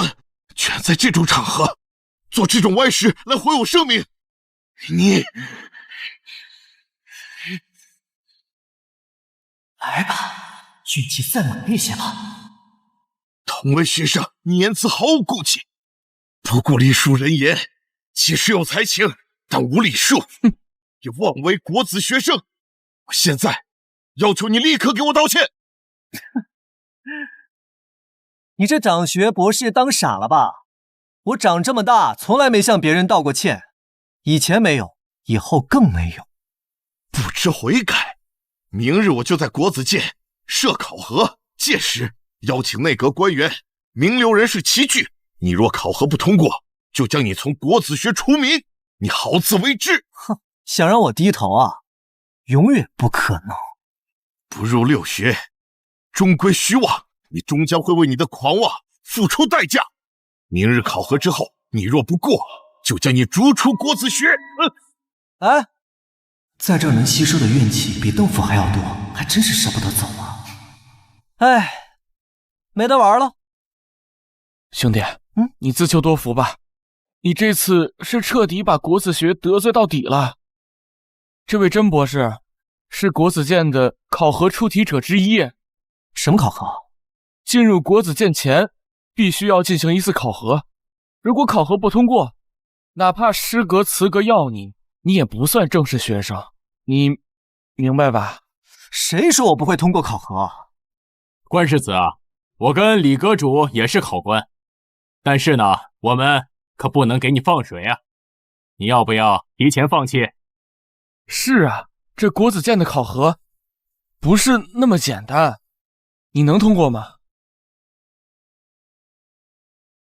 我相信关世子能通过考核。我相信关世子能通过考核。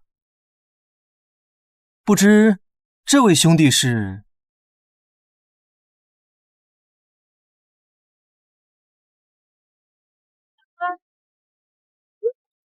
你这人咋这么没礼貌？你盯着哪儿看呢你？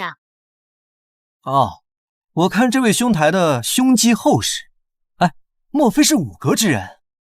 明明来了好几层，难道还不够吗？这是我好友杨素，他确实是五阁之人。原来是杨兄啊，失敬失敬。不过我总觉得杨兄怎么这么亲切啊？我也挺敬佩关世子能够写出如此佳作。献丑而已。甄博士说要考核，你做好准备了？考核都考什么呀？主要是以儒家经典为主，但会比较杂。考核通常是6门会考，分别有墨义、经义、帖经，还有明法、明算、明字。墨义呢，通常就是根据注释所出的简单问答题。经义亦然，只是范围更宽泛。经帖就是从经书中选取一页，摘出其中一句，根据这句话填写出与之相关联的上下句。合着就是填空题、问答题、解答题呗？可以这么说。这余下的明法、明算、明字就都是字面意思。这几门很难的，上社人都未必能过。不好了，世子！世子，不好了！邓侍郎和薛尚书联名上书，若是您通不过考核，被逐出了国子监，到时候他们要废了您的世子之位。我去，这事儿可闹大了。到时邓大人和吴大人会亲自监督，如果你没通过考核，没有回旋余地。6门考核，还加了策论和画技，一共8门。8门会考，这是死亡考核啊！龙景帝这是摆明了要踢我走，借机取缔镇北王府。世子怕是没戏了，8门会考从未有人通过。不过你去勾栏花坊，倒或许是不用花钱了，毕竟有那4诗1词在。加画技这种无关项，分明就是不想让我过。不过有个不幸中的万幸，在卢大人的据理力争下，策论取消了，现在只剩下了7门。还好我前世涉猎过儒家经典，6门难不倒我。关兄，你在国子监1天干的事儿，抵别人1辈子了。要不咱还是放弃吧啊？对啊，什么都不会，去了也只会更丢人。是啊，放弃？我这字典里就没这个字，我肯定能通过考核的。哎，杜歌手，能否借些儒家经典啊？好啊，请跟我来。多谢。金月，回去告诉吴管家，今晚我就在藏书阁。是。关世子等等，我可以帮你预习圈重点。杨兄不是5阁之人吗？他虽然是5阁之人，但他课业也是第一，有他给你补课，事半功倍啊！原来杨兄是文武双全啊，那就有劳杨兄了。请。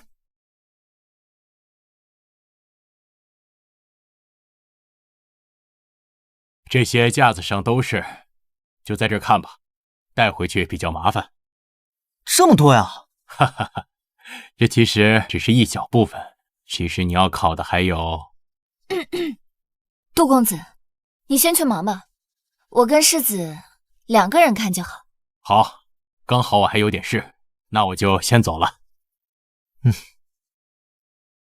这……我去给你拿《论语》。哦。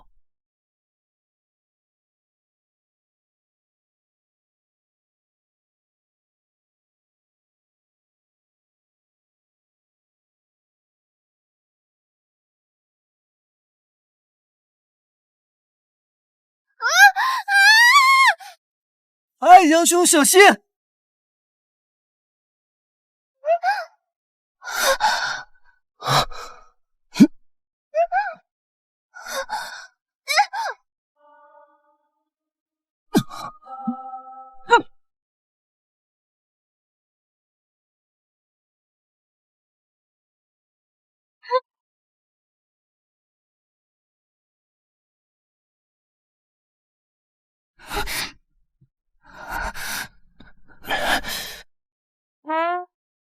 杨兄，你这不行啊！你这胸虽然大，但太软。你摸我的，摸我这。我再去给你多找几本书。哼。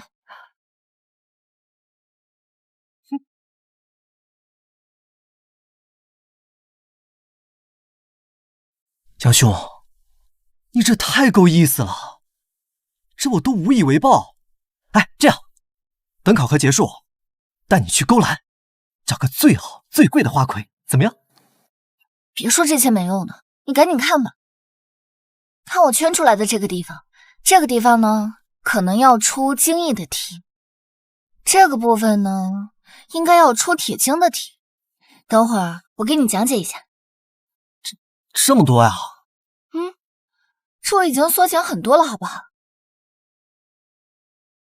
礼记》与《春秋左传》合称为大经，共20卷49篇，本古奥义，我通读是没问题，但全部记住太难了。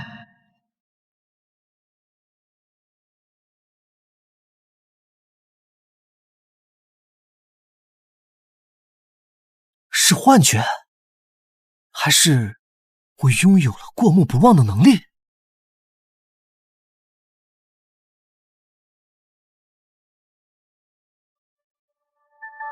真的，肯定是那神秘的秘籍起作用了。如果是这样，明天的考核算什么？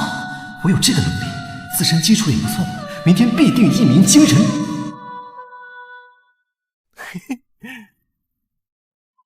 啊，没事儿，我就是随便翻几页。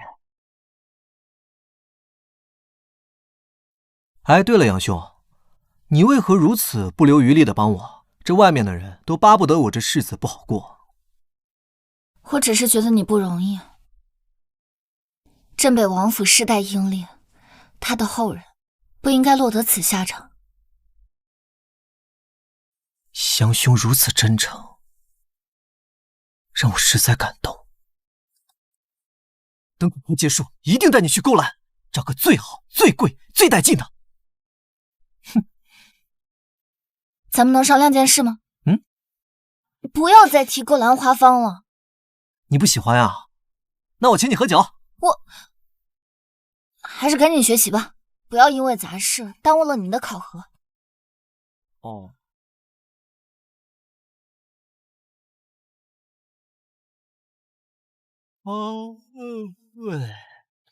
时间不早了，杨兄，回去休息吧，我自己在这儿再待会儿。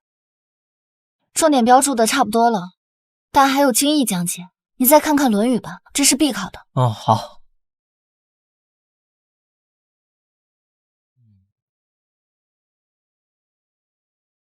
哼，杨兄标记的都记得差不多了，考核应该没什么问题。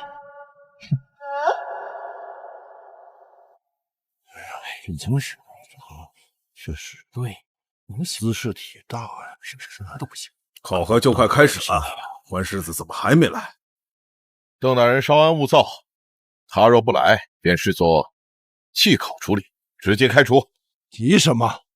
这才几时，连这点耐心都没有吗？关宁啊，就看你争不争气了。关世子还来不来？不来就别耽误大家时间。他不会是害怕了吧？本以为他有些本事，没想到就这般胆识啊！嘿，丢人呐！是吗？就这样还给你欺骗好几次呢？哼！他不会真不来吧？会来的。时间到，现在我宣布，关宁弃考，考核不通过。是。来了。谁说本世子要弃考了？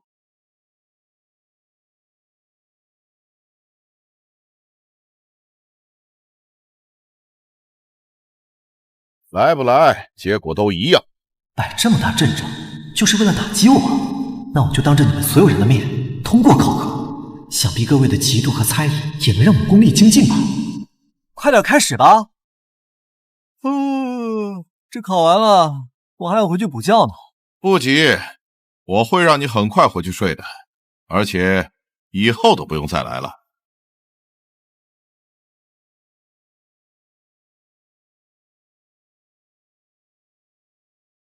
考核正式开始，此次分7门会考，首考画技，还请关世子在2刻钟之内作画，作画风格、主题不限，由主判们评判，超时未作，视作失败。啊，这么难？对呀，好难啊！2刻钟就做好画。对呀，谁都不别说关世子，就算是词阁兼画阁手李逸云也做不到。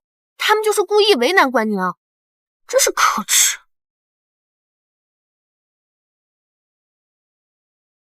我不太会用毛笔，也没打算用颜料，只能画素描。怎么还不开始啊？再不动笔，时间就快到了。哼。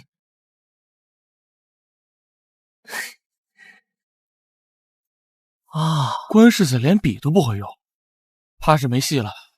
素描是绘画基础，我虽不专精，但应付这次考试足够了。这全新的画作方式一定会引起轰动。不对，那是画，手一直在动，神情好专注。可他总抬头看评审台，难道是在画考官？可他一直都没动笔啊。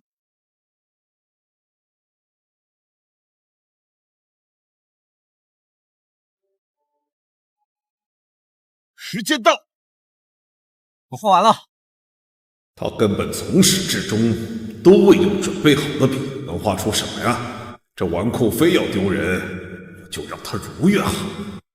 哦，画好了，那拿出来让大伙看看。本世子所作是素描群体肖像图。本世子所作是素描群体肖像图。这纨绔竟有这般画技！妙啊，真是妙！妙啊！真不知关世子还会作画，此画前所未见。只用单一的色彩，就能够画出珠影明暗，人物结构前后分明，处惟妙惟肖啊！你疯了吧？这画毫无山水意境，皮腔还很高。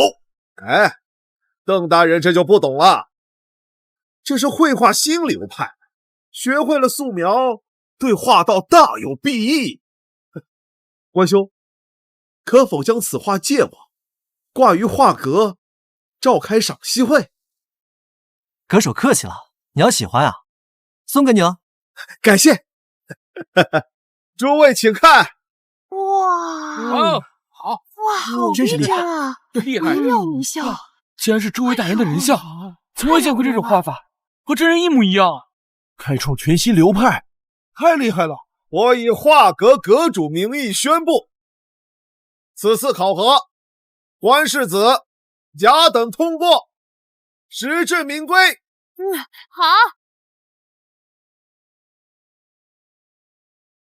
甄博士，接下来考哪一门呢？接下来，你肯定没有那么好的运气了。其余6门需要真正的真才实学。说实话，就连我都不能过，你就不要想了。你怎么知道我没有真才实学啊？这次考核我必须要通过。你们不是说我是废物世子？那我就在这次考核中一飞冲天。哼，看来你是凭借运气通过了前2门考核，自信心膨胀，不知所云了吧？剩下的考核还有墨艺、铁经、经义、明算、明法、明字，专业性极强，行吧？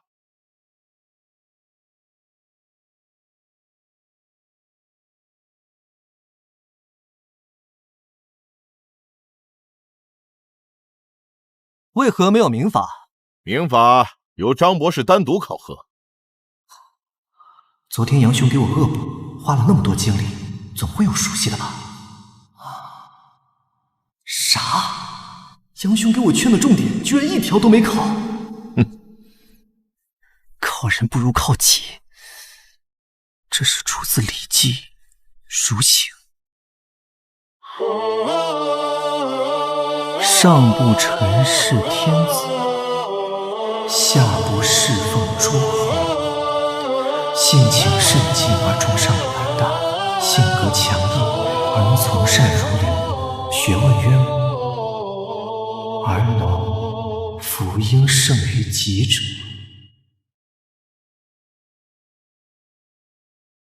邦畿千里，为民所指。诗云：绵蛮黄鸟，止于秋鱼，子曰鱼止，知其所止，可以人而不如鸟乎？我操，这题考得那么偏，还把大学和诗经差得七零八落，真够阴的。连翰林院编修都未必能答全，看他怎么主张。哼，废就是废，装模作样也写不出东西。果然是这2个老东西故意整我，还好我有过目不忘的能力。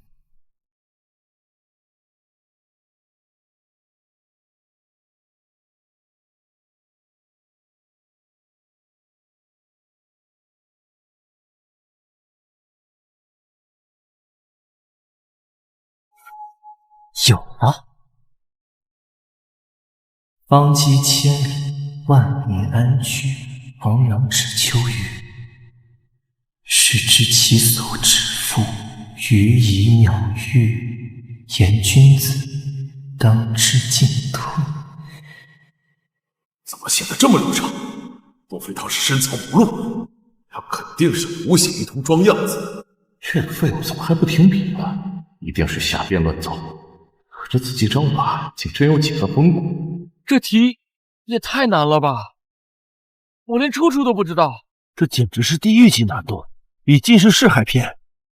唉，关世子怕是要栽喽。这么难的试题，关宁怎么可能通得过啊？你看这题，我都毫无印象，出自周记还是周礼来着？我全的重点一题没考，有题我圈了上去，考题偏再下去，完了，是我害了关宁。唉，没事儿，反正他也记不住。唉，出大事了！宫里说近日要为关世子和宣宁公主办大婚。什么大婚？对，宣宁公主是圣上三女，幼时发烧后也不会说话，是个哑巴公主，在宫中也不受待见。怎么这么快啊？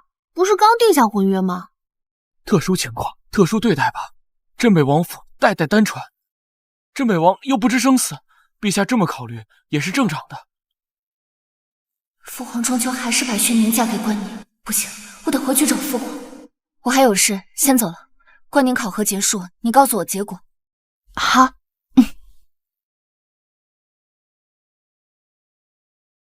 这杨兄的背影怎么这么熟悉？不对，以你的性子，怎么可能和一个男子走这么近？难道他是永……闭嘴！都说永宁公主对关世子十分上心，早生情愫，是不是真的？哎呀，真的假的又如何？反正现在已经被退婚了，等圣上什么时候让宣宁公主嫁给关世子，就说明要废除镇北王府了。也许有转机。如果关宁考核通过，结果可能就不一样了。这试题这么难，能有什么转机啊？怎么可能考得过？放羊翁有3个儿子，他去世后留下的11只羊和一份遗嘱上写道：长子持家有功，可以分得。这不是一道简单的明算题，常大夫放羊，而是考验考生的思路灵活度。3子年幼无功，只能得所留羊的1/6，在不杀死羊的情况下，如何把11只羊按老翁要求分好？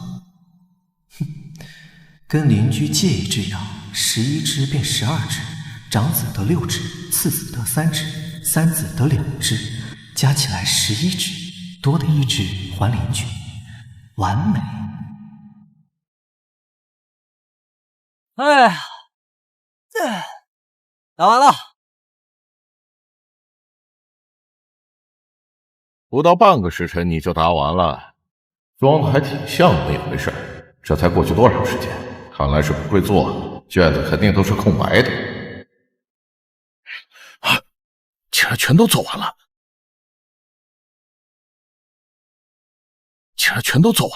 甄博士，麻烦把考卷上交主考官吧。还有必要看吗？这么短的时间，必有空缺，有空缺就够不到假的。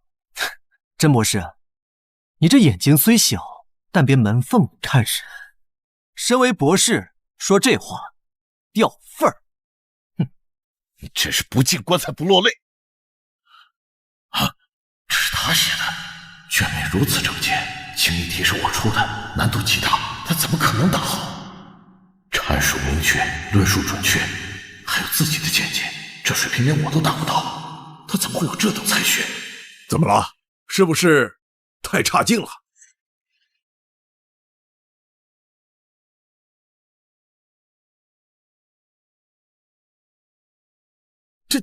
这写的也太好了！是啊，我这也不错。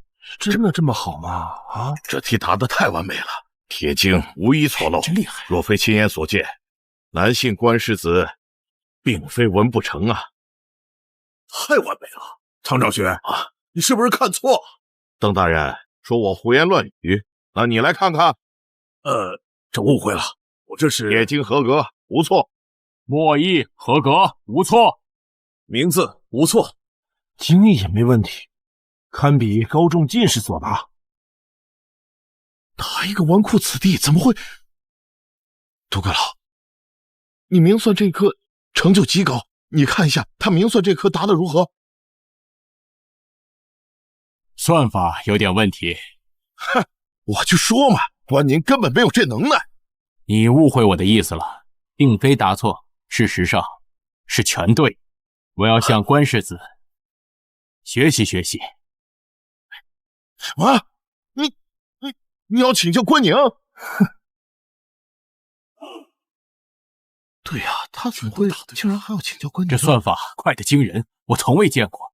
如果推而广之的话，恐怕算学就要变天了。你民法还没有考，考完之后，我好好向你请教。关世子，如算学如何？杜秀才，你疯了！法规写着，优秀者可以特例纳入。我是算学的长学，这点主我都做不了啊！更何况你甄继开都能当助教，关宁为何不可？这根本就不是一回事。那就请卢大人评评理。够了，成何体统？先平等。哼。算学甲等，名字甲等，冶金甲等，墨艺甲等。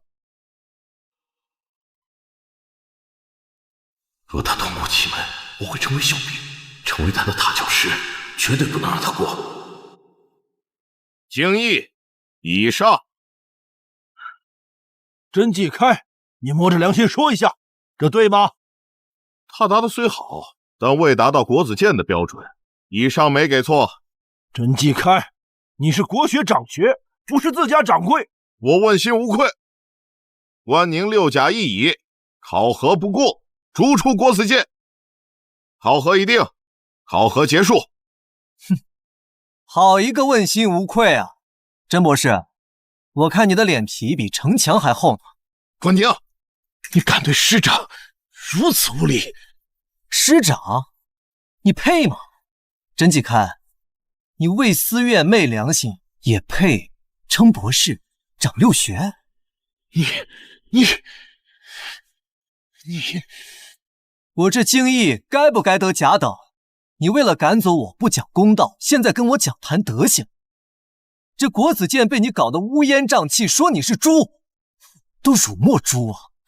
关宁，你再口出狂言，我将你逐出去！不用你逐，这破地方老子不想待了。住口！关宁，这里不是你撒野的地方，是非对错，我来评判。庄大人，您怎么来了？我不来，怎么一睹关世子的风姿？把他的试卷拿来。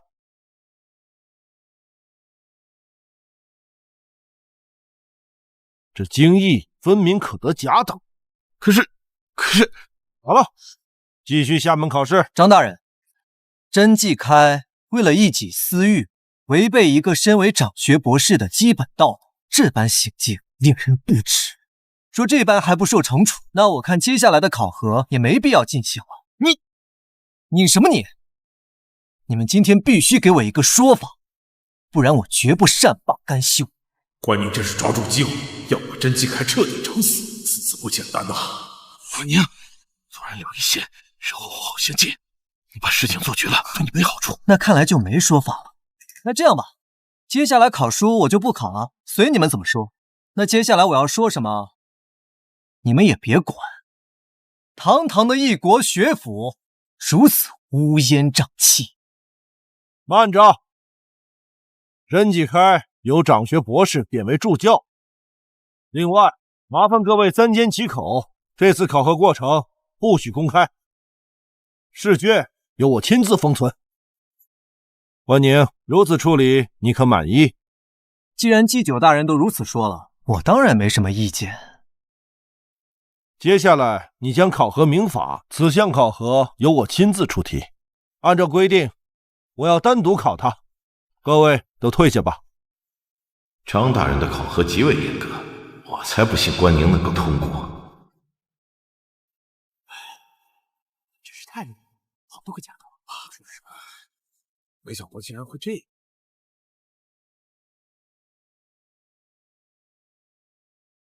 关宁，你已从7门，而今只剩下这民法最后一门，此项由我亲自出题提问，你且听着。某书院有一学子石磊，仗其家世，在书院中称王称霸，对同窗田浩欺凌3年之久。可田浩出身贫寒，其父多次寻访书院，可书院只罚石磊抄经流毒，就去找官府。可大康律法有明确规定，未及弱冠从轻发落，理当保护。对于这件事你怎么看？有什么想法？该如何处置？这不是打闹，是犯罪。律法保护的是未成年，但不是犯法的未成年。长期的欺凌伤害不可弥补，必须重判。你认为该处罚石磊？不惩处是对田浩的2次伤害，会让更多的受害者否定法律。石磊若得知犯法惩处如此之低，只会变本加厉。可这律法并无明确规定。没有就定令，犯法与年纪无关，我主张重罚。如果年纪不够，就监制弱冠，再受惩处。张大人，您是律学长学博士，更是兼刑部左侍郎，必须重视。好，民法科你当得甲等，这7门全过了，按规定可授官，给你正7品如何？您想让我查那欺凌案？这刑部推动律法改革阻力大，你身份特殊，又不惧幕后势力，由你查最合适。你想让我把案子捅出来，为立法铺路？对。张大人，你可知我身份本就受排挤，你这么做更会成为众矢之的。你会感兴趣的，你有个无法拒绝的理由。我知道你在查兵部武库司连环杀人案。张大人，您如何得知？我早暗中调查，发现另有势力盯着，是你吧？案子我已压下，你帮我查欺凌案，我不过问你查武库司的事，如何？这是一个机会，无论是对抗学党，还是查清楚刺杀我的幕后之人，都有益处。好，我干。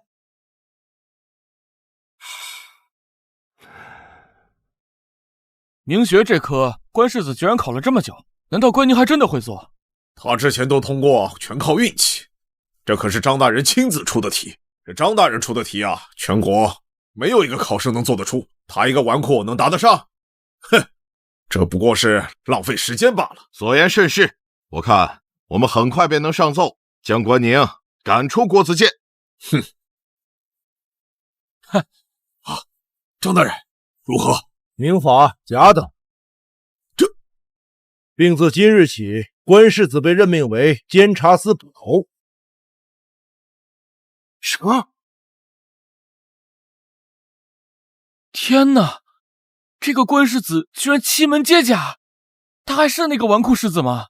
原来他一直扮猪吃老虎。你小子呀，真有当年你爹的风范呢！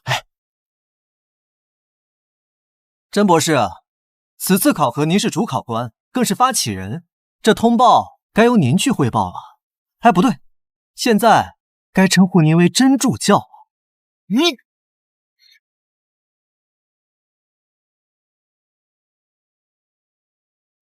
我感觉我现在又变强了。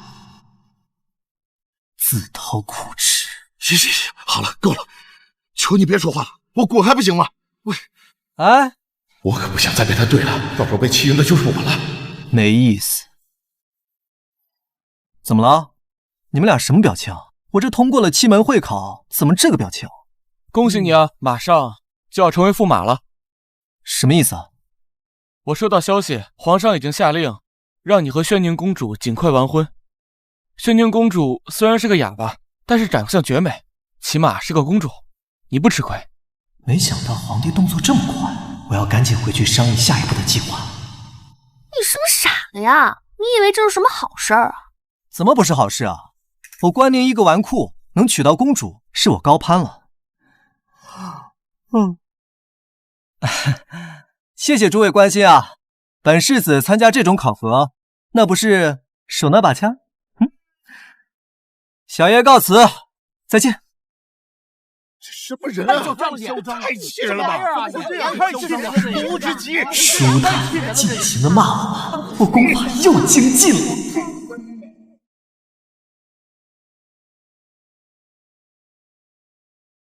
经过这些时间的怨气滋养，我这功力肯定大增不少。上次举着哑铃举不起，这次说不定应该可以。世子，吴管家说婚期流程拟好了。金月，你过来，坐我身上。世子，这大白天的，不太好吧？你想什么呢？我是想让你当我的哑铃，这石头多没感情啊！我举你，顺便还能聊个手感。啊，不是，测试一下功夫，来。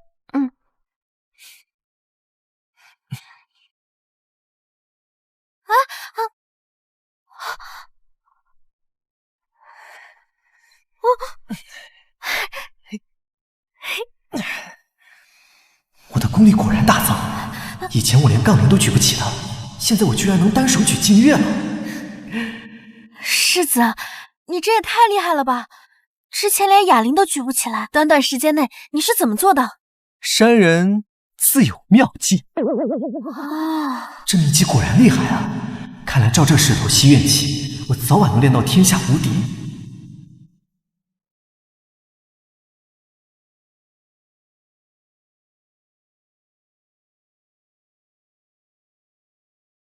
来，抬进来。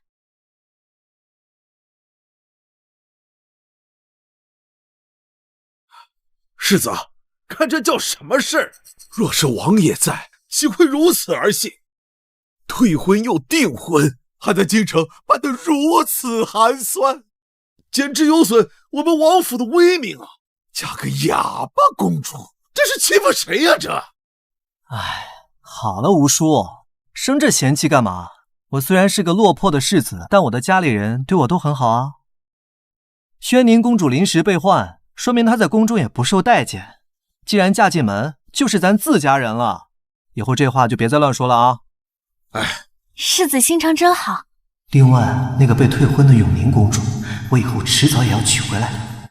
当过我一时的未婚妻，就必须要嫁给你。世子休息吧，明天宣宁公主就来了。哎呀，没什么好收拾的，这算是最寒酸的婚礼了。不对，最平平无奇的婚礼。唉。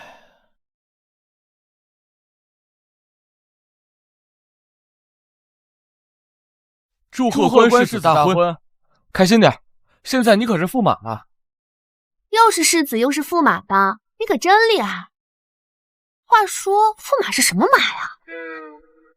这几位是诗词二阁的，都喜欢你那四诗一词。我们欣赏过您的话，不知您可否教我们泼墨绝技？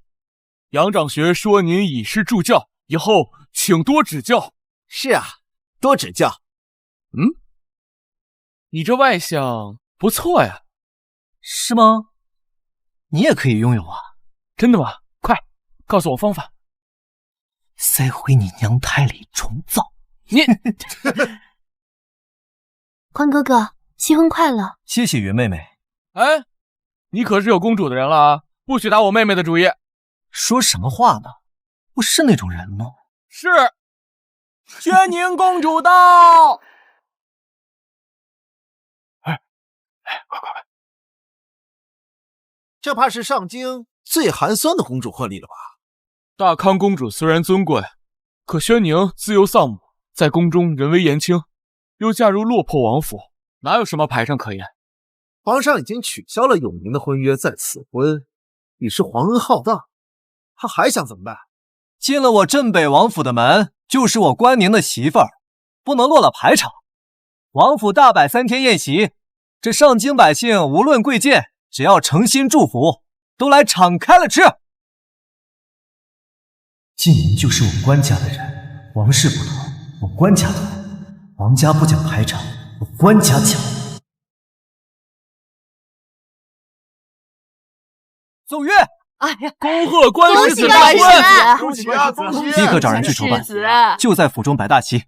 别人奚落咱，咱自己可不能自轻自贱，必须做出点姿态来给他们看。我这就去办。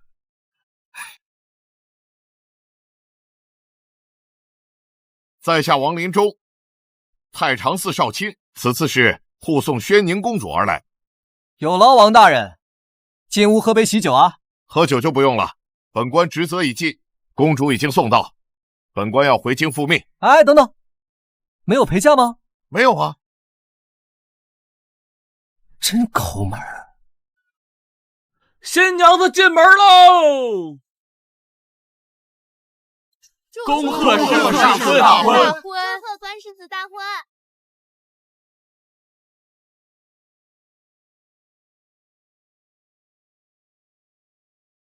谢谢诸位捧场，大家吃好喝好，吃好喝好啊！关世子大度，娶了宣宁也没失态，不愧是镇北王府的气度。这显得皇室……别说了，喝酒，喝酒！来，我敬大家一个，干了！来，来！世子，这花费很大啊。咱缺钱吗？缺。镇北王府没有表面看上去那么富有，每年还要花费大量的钱物来补贴军队，还有维护宅院。如今这般花费，如果再这样花下去，以后日子就不好过了。我还想当个快乐的败家子儿，这还没当上就没钱了。你已经在败家了。钱没了可以再赚，但这件事不能停，这话都放出去了。世子，你这可不是打肿脸充胖子，这是一个争得人心的好机会。现在镇北王府我爹不在了，镇北王府就只有我了，咱们威名可不能落下。哼，这还能反衬出皇室的小气，来衬托我们的格局。这钱花的太值了。可是大庆之后，府中就空了。行，到时候我想办法。哎，聊什么呢？新郎官得喝酒啊！来，喝一杯。今天来的都是亲朋好友，都在酒里了啊！我先干为敬。来，关世子新婚快乐，喝酒！哎呀，来喝！世子，请。关世子海量，我等奉陪，我等奉陪。来，请。来，干了！哎。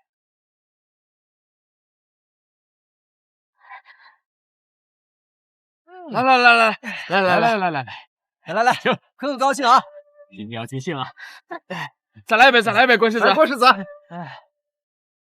来！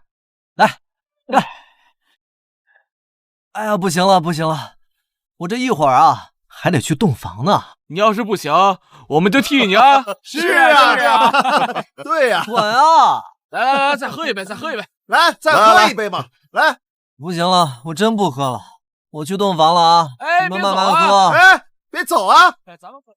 娘子，我来了。世子，我不是公主，我是静月。别乱摸，公主的房间在那儿，你自己去。去。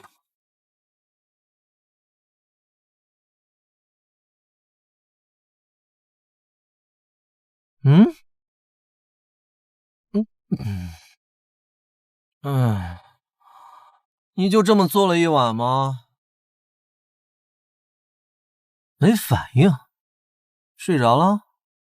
哼！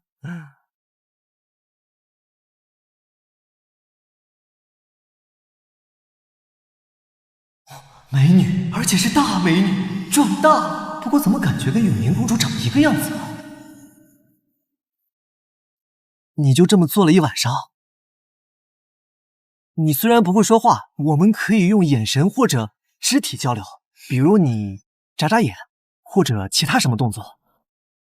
哎，你会不会那个手语？莫非你不只是不会说话，连听也听不到？能听见我说话吗？这么好看的姑娘，怎么不会说话？耳朵也不好使。有了。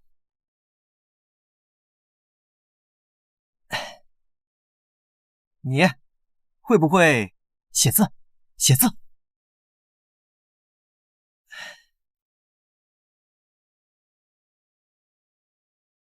我又不是聋子，你那么大声干嘛？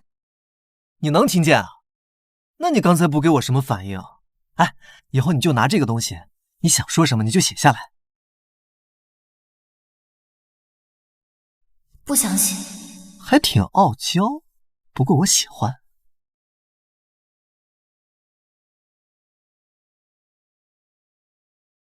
我要睡了你。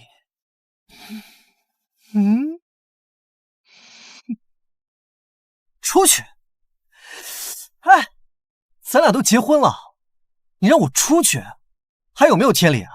你现在嫁给了我，我就不走，看你怎么睡。哎，聊聊呗。听说你叫萧乐慧，你对咱们这个婚事怎么看？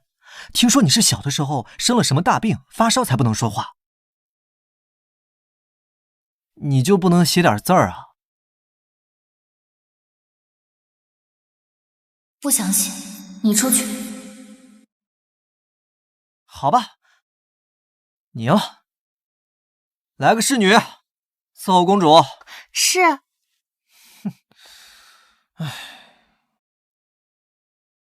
公主，驸马让奴婢来伺候您。公主稍安。我是白长老派来的，托我嘱咐您，嫁入王府之后，至少2年内不可失身。不过，关世子对您倒挺不错，府外大庆闹得全城沸沸扬扬，也算值得托付。不过，现在都武司查得紧，陛下在清剿势力，为保证身份，暂时不会与您联系。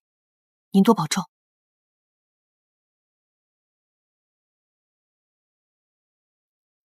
这关世子变化可真大呀，或许是家庭变故，从而成长，浪子回头了。他娶了个哑巴公主，还大张旗鼓的觉得是个好事儿，生怕别人不知道，真丢人。哼，哎，他就是个败家子儿，办3天3夜喜，花钱如流水，这镇北王府最后一点遗留都要给他败光了。哼，哎，要说挥霍无度，这上京城关世子当属第一啊。不过说来也奇怪，关宁还真的通过了7门会考，估计有什么玄秘。考试过程至今没有流出，他肯定是用了什么手段，真是害了甄博士。哎，放心吧，放心吧。薛公子知道这件事后很愤怒，说自然会去收拾关宁的。薛公子出马，关宁自认倒霉了。哈哈哈哈哈。薛公子，薛公子，这几日外出游玩，听说生了不少事头。那位关世子回来了？是啊，自打那关世子来京，可让我们备受奚落，尤其是邓兄，他还真当自己是以前的世子，居然敢陷害甄博士，这落魄子该收拾。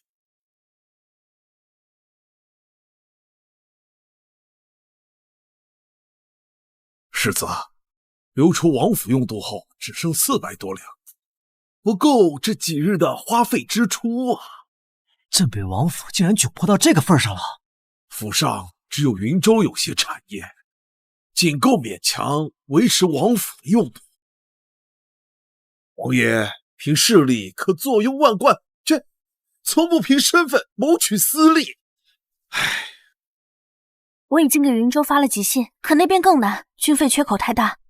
王妃的意思是优先攻军队，实在没办法补贴咱们。该是我们贴补他们才对。先把账清了。这府上还有没有值钱的东西？没了，仅剩的一些值钱的早就转移回云州了。那就从我日常用度的余留中拿出来结账，后续我来想办法。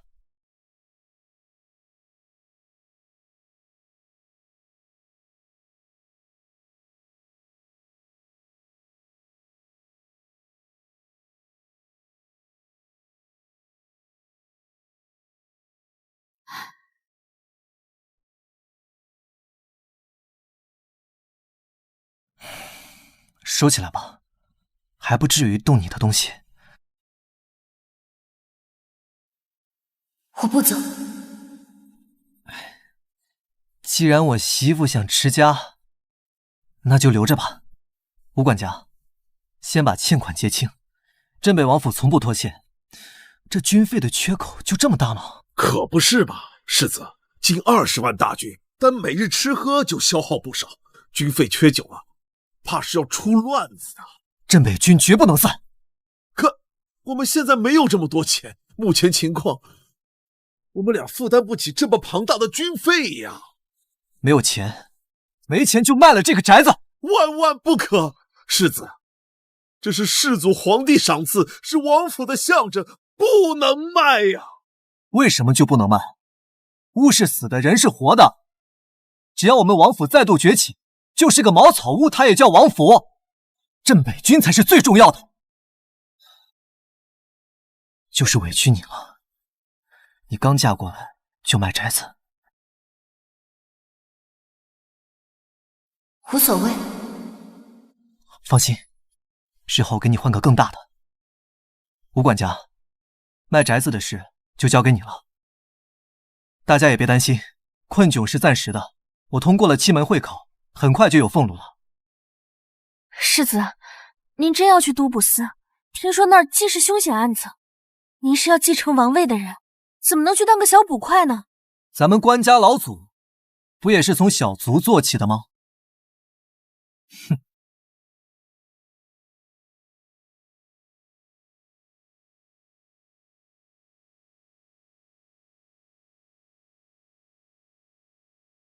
都卜司是刑部下的督察衙门，在职权范围内可查任何案子。你们都听好了，从今日起，关世子就是你们的新捕头了。关捕头好，那以后咱兄弟就跟着你吃香的喝辣的了。没问题。薛建中这件案子其实并不复杂，阻力大是因为背后庞大的关系背景。我想问的是，刑部到底能不能靠得住？不一定能靠得住。薛怀仁不仅是兵部尚书，还把持着当朝内阁，深得圣上信任。族中多人在朝中任要职，说薛家是当朝第一权贵家族，也不为过呀。对就是对，错就是错。再权贵，比得上天意大理吗？我镇北王世子这身份就是一道保护。既然要捅，就捅到不可收场，这样对我们才有利。我果然没有看错你。这个案子你准备怎么做？查看卷宗，把罪犯抓出来。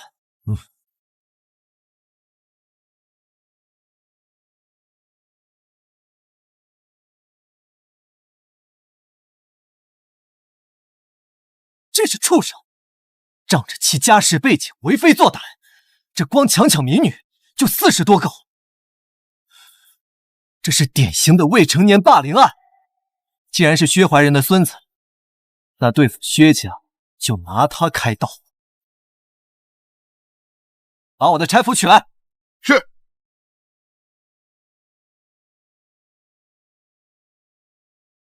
没有配刀吗？有，当然有。不过你不会使刀，可以不用带，免得误伤了自己，也误伤了他人。不会使我也要带，带着装逼啊？用来干什么？带着威风。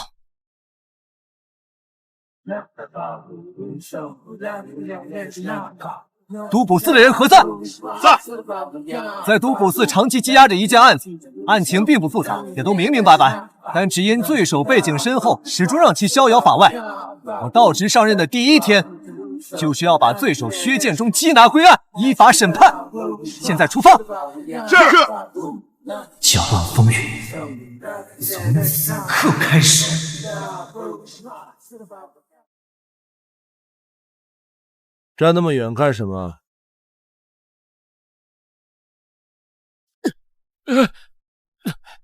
薛哥的话没听见吗？为什么一直不放过我？为什么欺负我？因为我开心。诸位，开心吗？开心啊，开心的，当然开心。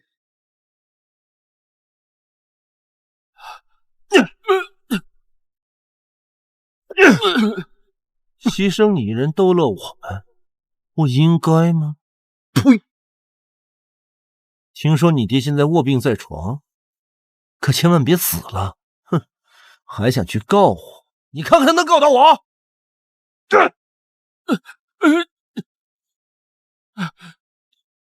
你为什么不退学？你可以退学啊！我只是想靠努力改命，我有什么错？你改变不了，你的命运就是被我踩在脚下。薛建中，你每天的乐趣就是建立在别人的痛苦之上吗？我一边去！我凭什么听你的？他们怕你，我可不怕你。哼，你不是跟关宁走得近吗？你去告诉他，我在国子监等他，别像缩头乌龟一样，娶了薛宁就不敢见人，别是吓破胆子了吧？哎，关世子肯定在忙着卖祖产。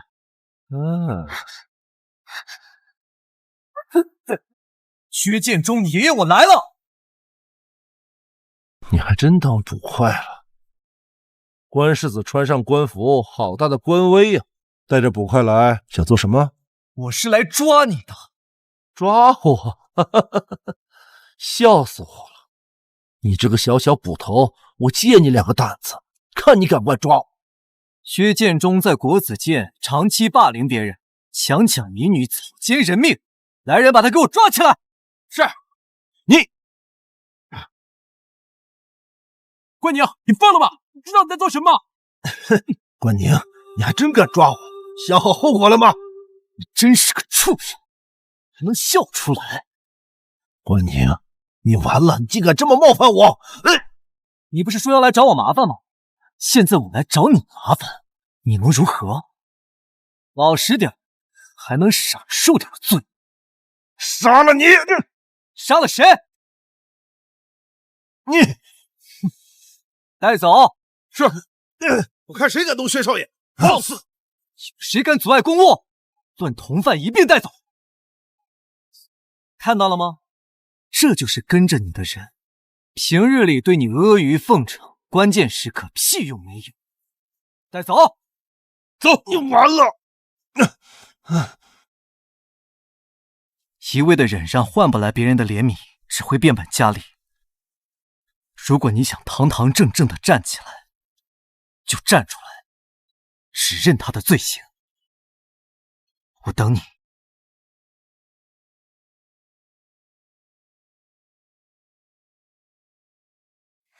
好晒呀！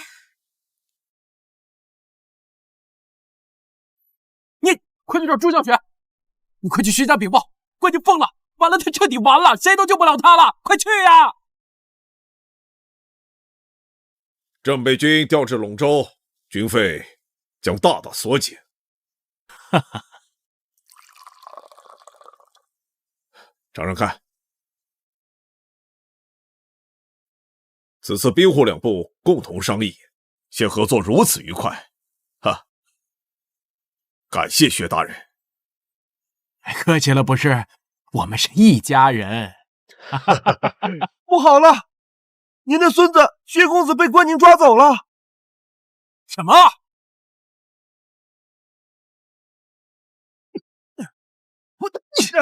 把他给我绑住！别动！金月，有戏什么？有。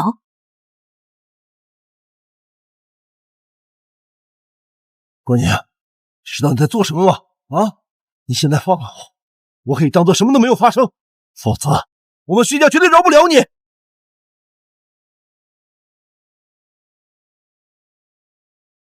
龙井25年，你一日闲逛，遇一田姓女子，见其美貌，心生歹念。此女性格刚烈，不从，撞墙而死。你为了泄愤，将此女家中10岁幼妹残害，又把其母亲羞辱致死，你认不认？认了。我就是强抢民女，怎么了？啊，她什么东西，竟敢拒绝本公子？4年，当街纵马持凶杀人，认不认？我认。同年，擅闯民宅，强抢民女，认不认？认。还有你在国子监干的那些恶事，够了！你说的这些我都认。你不就是想让我签字画押吗？啊，我就是认了，但我不签。你能把我怎么样啊？你敢对我用刑吗？来呀，用啊！我是不敢对你用刑。哎，你先放松，咱们聊聊天。我给你讲个故事吧。哼，好啊，我听着。有一男子婚后生活不检点，其妻子心生报复，趁男子喝醉时，用细绳把他身下做坏事的给绑住了。你猜怎么着？第二天男子酒醒，发现此物绑了一夜坏死，郎中说必须给他切掉。有意思，有意思。哎，薛少，你说这事儿是真的还是假的呀？真的吧，毕竟捆绑了一夜。你干什么？我不知道这故事是真是假，所以想试验一番。你好大的胆子！你这是故意报复，你这是动用私刑！哎，放心，我会在你家人来之前给你取下来，最多5个时辰。我相信薛少应该不会坏死吧？来人，把他裤子给我脱了！是，不要，你们不要过来！我切！五姑娘，你这个亏仙人的货，我切！签吧，薛少。哎，我可没逼你啊，这是你自愿的。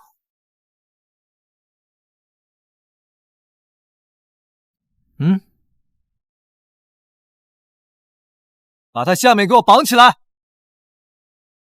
我去！这不就对了？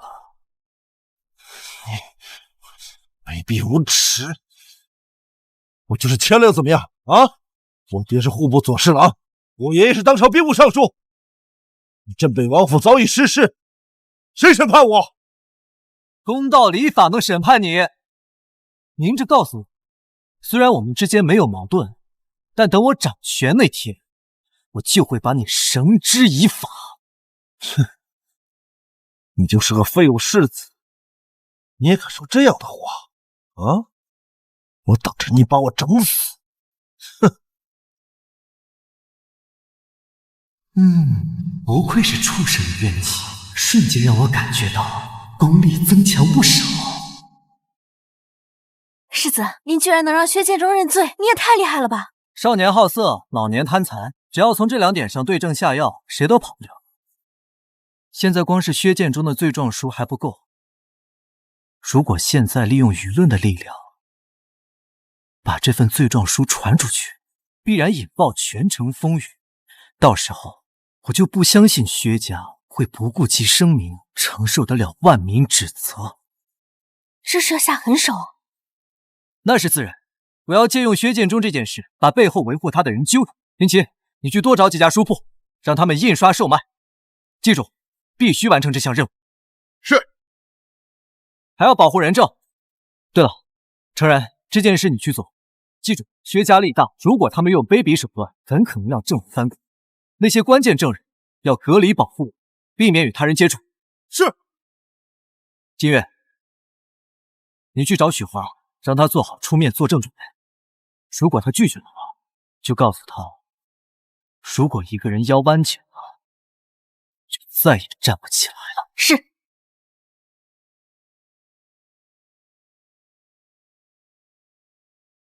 建中的事，我已经跟刑部的张正通过信，他并不知道关宁把建中关押到了哪里。刑部这是故意包庇纵容关宁，他们摆明了就是在针对咱们薛家。梅党与咱们有过节，刑部会不会与梅党勾结在一起啊？不一定，刑部那帮人油盐不进，是梅党在钻空子。我们可能都小看关宁了，他只借此事挑梅许二党之争。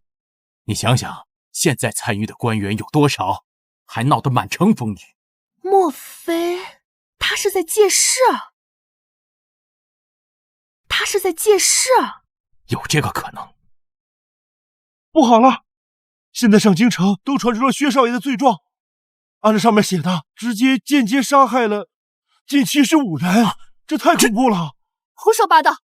是谁？谁敢放出这罪状？最早是一家小书铺放出的，立刻遭到了疯抢。我立刻安排人去查封了他们，可没过多久，其他几家书铺相继发出，拦都拦不住。关宁，再加上梅党在背后出力，暗中控制着几家印刷铺，我们都小看这位世子了。他很清楚，罪状放出后，梅党绝不会放过机会，必然推波助澜。那现在怎么办呀？现在建中的事已经牵连到薛家和薛党，现在的舆论能把我们淹死，所以建中必须无罪。现在最关键的是找到建中，绝对不能让他们单独关押。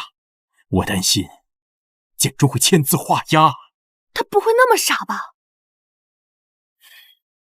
我现在亲自去一趟刑门，你们抓紧派人手，尽可能控制舆论。是。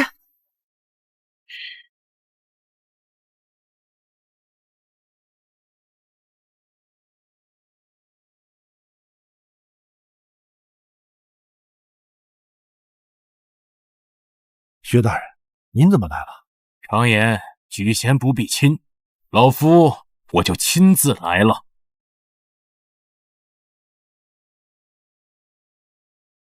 我孙子建中被你们抓后就失踪了，你们是不是该给个说法呀？他犯了罪，抓他天经地义，这就是说法。你有证据吗？没证据就闯国子监抓人，傍晚罪状满天飞，消息从何泄露？各位心知肚明。我看是场谋害。薛大人，我看你是有被迫害妄想症吧？你谁说没证据了？薛少已经认罪，签字画押。说什么？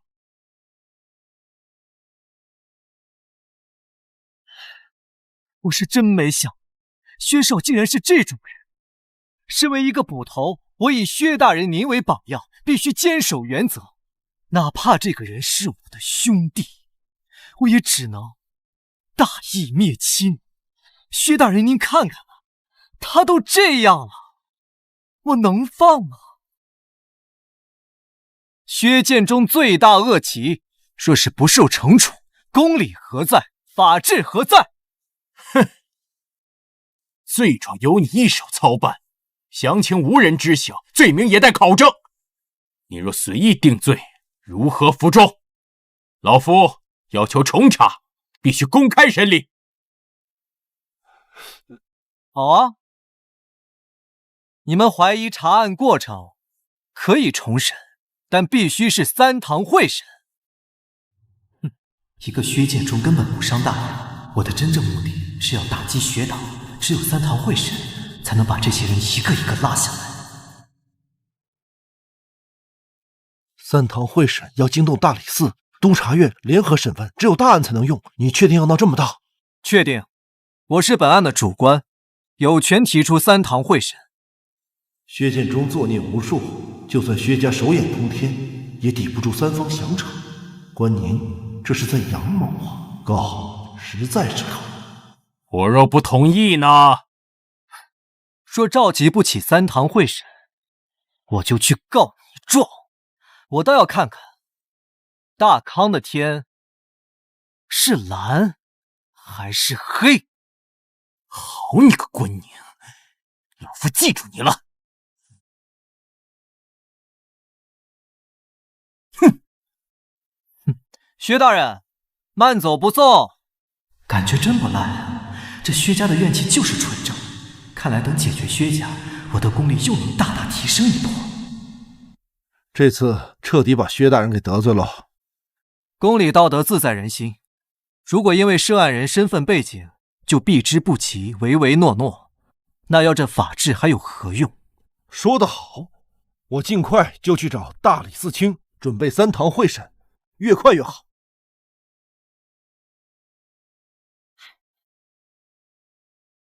关宁，你给我出来！你到底把我六弟藏哪儿去了？你给我出来！啊！薛小姐，关宁呢？让那个废物世子出来！不把我弟弟还回来，我不让他好过！我家世子上职去了，还没回来。薛小姐所说之事并不清楚啊！少废话！让那个废物世子出来！闹得成何体统啊！不然我拆了你这王府！薛小姐，请注意你的言辞。怎么，关宁不就是个废物世子吗？有能耐他明着来呀，让他滚出来！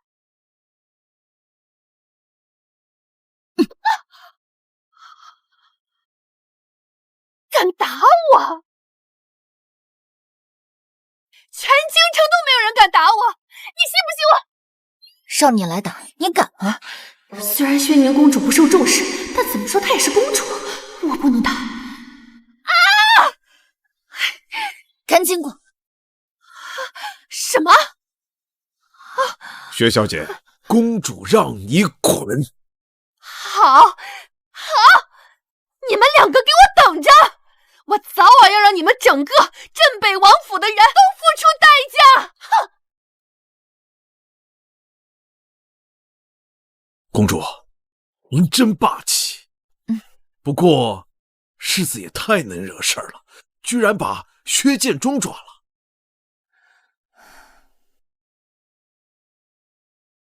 我回来了。世子啊，你可回来了。你是不知道，今天薛府那个薛小姐来府里闹，在府门口叫骂，那骂的叫一个难听啊！幸好有公主出面，一巴掌给她打跑了。你打了薛芳？可以啊，不愧是我关宁的媳妇儿。下次她再来啊，把她嘴给扇烂，出示我单着。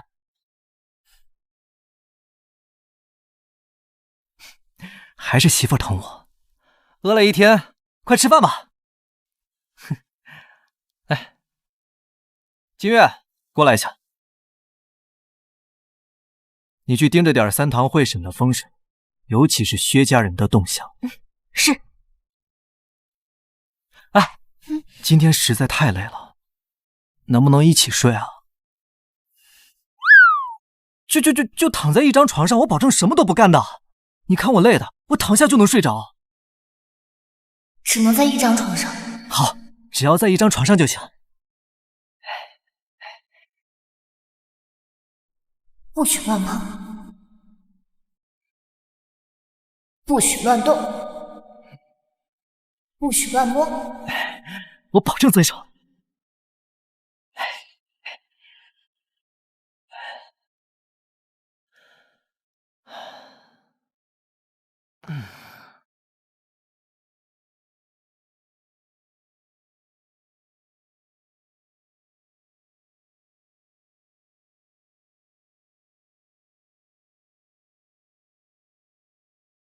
人已到齐，开审。带罪首薛建中上堂。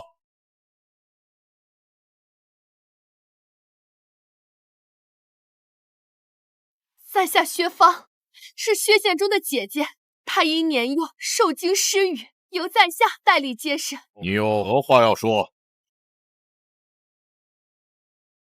按大康律例，位极弱冠者从轻发落。薛建中乃是正派国子学生，在校表现良好，才学广博，应再给他机会，不能把一位学子扼杀摇篮。国子生数半未成年，照你这么说，另一半可以随意杀人不受惩。各位大人，谁认可？谁敢认可？这并不相同。有何不同？薛小姐，请你说清楚。说不出来？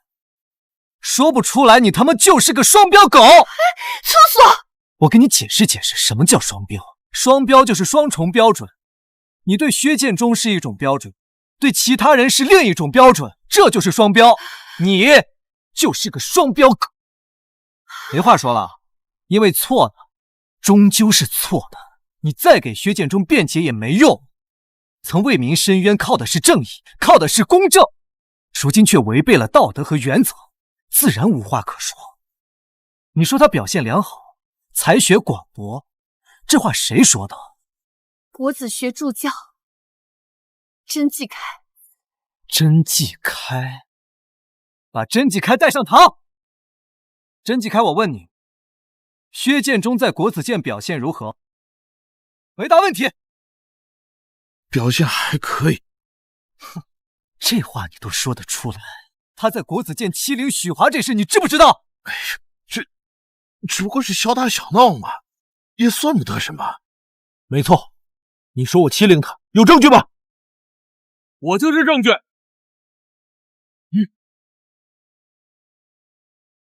我就是证据。我就是许华，那个被薛建中长期欺凌的学生。竟然还敢出来！关世子告诉我，如果一个人的腰身弯就，就再也直不起来了。我不怕你，我要堂堂正正的站起来。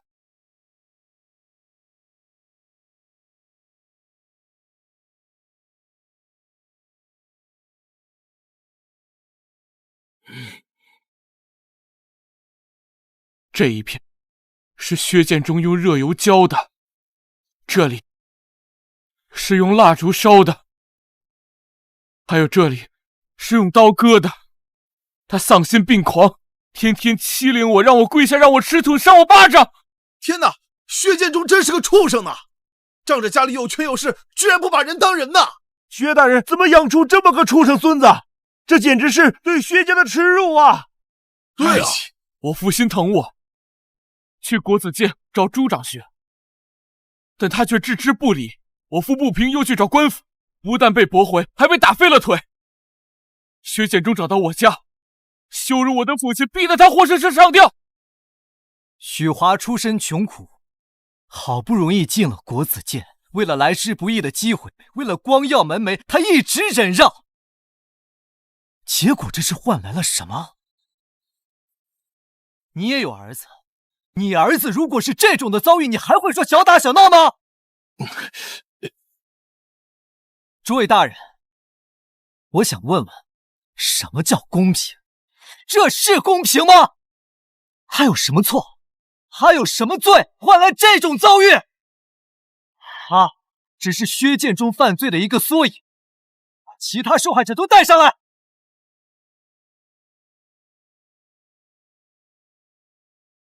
好好看看，这些都是受害者，这些都是活生生的证据。这些还不够证明薛建中的罪恶吗？谁还有疑问，我可以一一对质。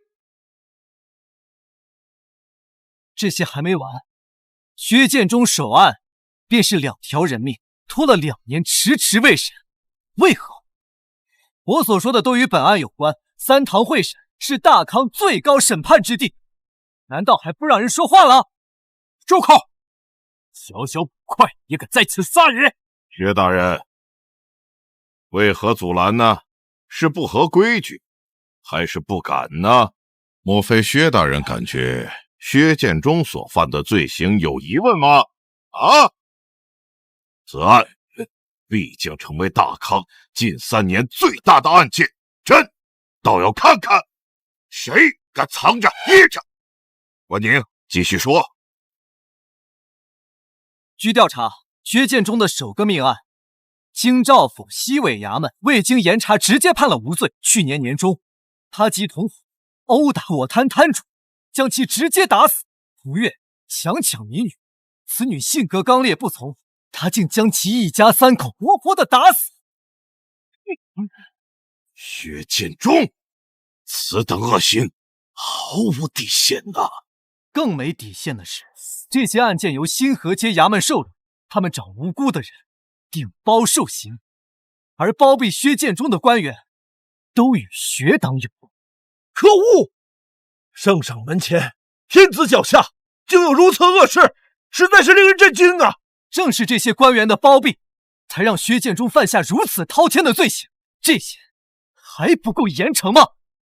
我是一个小小的捕头，职级卑微。督察院监察百官，现将卷宗交与陛下，上面记录多位涉案官员，相信陛下能够明察。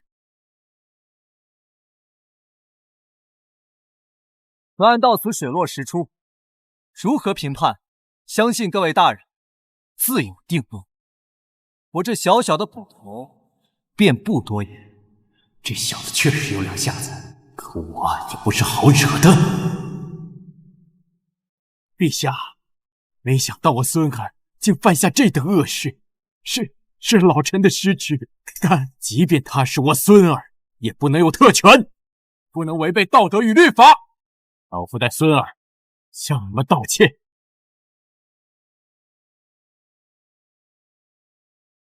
是老夫家门不幸，忙于朝政，疏于管教，才酿此大错。薛家愿赔偿各位，盼能弥补一二。爷爷，闭嘴！我没有这样的孙儿，现在还不知悔改，不懂敬畏生命吗？案情已明，我孙罪行罄竹难书。老夫以兵部的尚书身份，请主审官重刑重判，以儆效尤。薛大人大义灭亲，这乃刚正之臣呐！我知道错了，我再也不敢了。他借家族势力，为非作歹，是臣管教不力，还请陛下责罚。还请督察院严查涉案官员，圣上严抓吏治，无人能有特权。狐狸是要弃车保帅，皇帝信任他，我已多说无益。薛大人高风亮节，不被楷模，佩服佩服。既如此，此案已定论，将罪首薛建中带出堂，择日行刑。爷爷，我再也不敢了，罪大恶极。爷爷，我感觉到宫里又上了一层，薛建中的怨气已经被我吸干了，想来他也命不久矣，真是带下去。爷爷，关宁，将薛建中事件，并非个例啊，位极弱冠者犯案屡见不鲜，你觉得该如何改变呢？重立律法，推行改革。好，你审案有功，待朕回宫，重重有赏。多谢陛下。虽没能一网打尽薛党，但能让他们损失惨重，我的名声也能逆转。接下来该查父皇的线索了。头儿，你真能扳倒薛建中？小事一桩。太牛了！我说头儿，太晚了，咱们要不顺路一起走？好。头儿，我不顺路，我就先回去了。好。头儿，我其实一直想问你，您本可继承镇北王位，却受到压制，现在沦落为一个小小的捕头，您不记恨龙景帝吗？觉得我该恨吗？当然该恨。镇北王位本应该就是你应得的，可现在却被皇帝剥夺。谁都知道镇北王不可能回来了，可没人敢说，就连一个定音都没有，连最简单的祭拜都不行。你到底是什么人，在我身边蛰伏了这么久？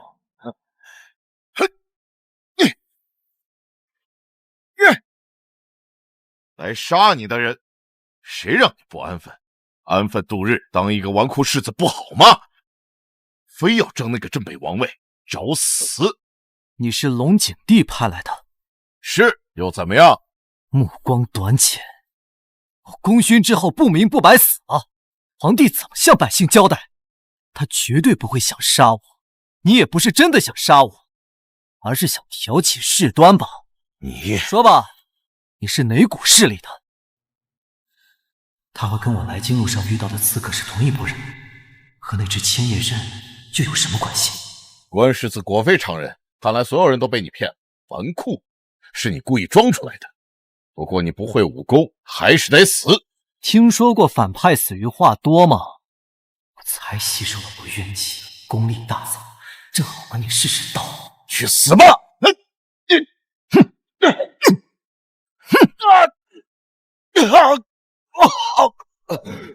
我虽然不会武功，但我力气大，这2天修炼秘籍对付你够吗？不可能！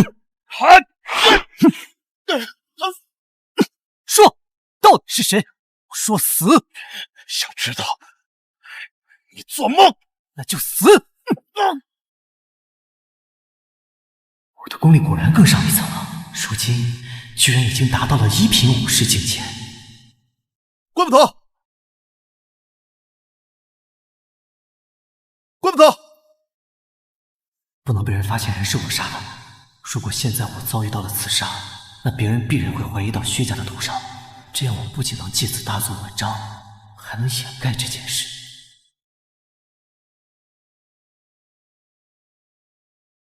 啊！救命啊！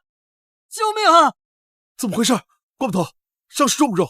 我在回家路上遭遇刺客刺杀，丁奇为了保护我，在和刺客战斗过程中被杀了，但刺客也受伤跑了。刺杀？你坚持一下，我先把你送去医馆，再去找人封锁现场，找刺客。不必，送我回府上，府上有郎中，必须把凶手给我找出来。好。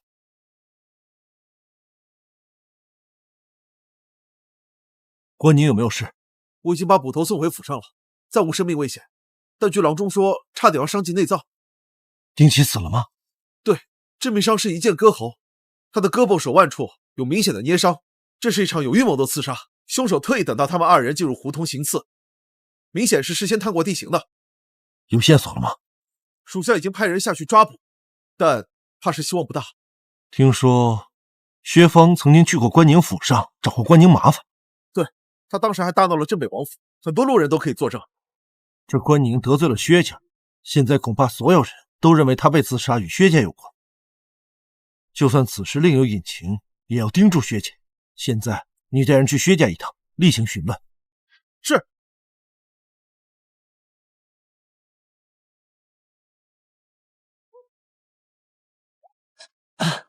轻点儿。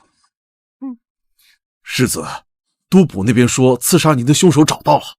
什么？这本就是我自导自演的一场戏，哪来的凶手？他们抓了谁？薛府薛芳小姐的护卫白展，说是想替薛小姐出气，眼下个人供词和证据都指向他，但是人已经畏罪潜逃了。本就没有凶手，他们还找出了凶手，偏偏这个凶手还跑了。哼，有意思，谎言弄假成真，似乎有人在背后配合我演好这出戏。这在背后操控一切的人，会是刺杀我的人吗？我得尽快查前野认了。世子，现在怎么办？明天你去京兆府报官，就说务必要找出凶手来。再不行，就说京城太危险，我准备回云州了。另外，你可以放出消息，就说我受了重伤，一晚上昏迷了好几次，差点死了。这不是咒你吗？你不这样说，我这一刀就白挨了。对了，我伪装重伤的事情一定不能泄露，一定不能泄露。明白了。金远，你去传信给张大人，就说我要重查兵部武库司连环杀人案。是。谁啊？走。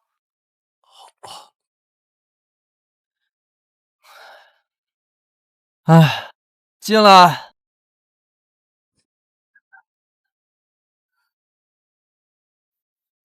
没事儿，你回去休息吧。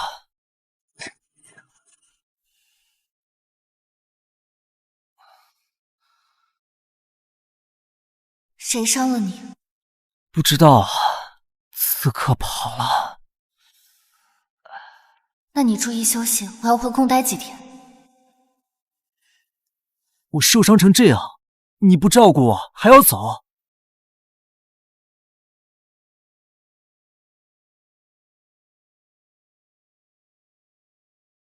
你伤势没问题，就这样吧。我明早就走了。就这么着急吗？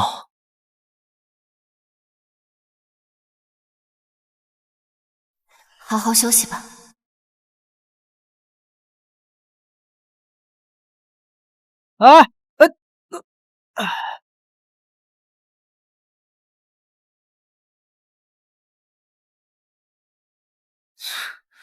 算了，走就走吧，反正也不让我睡。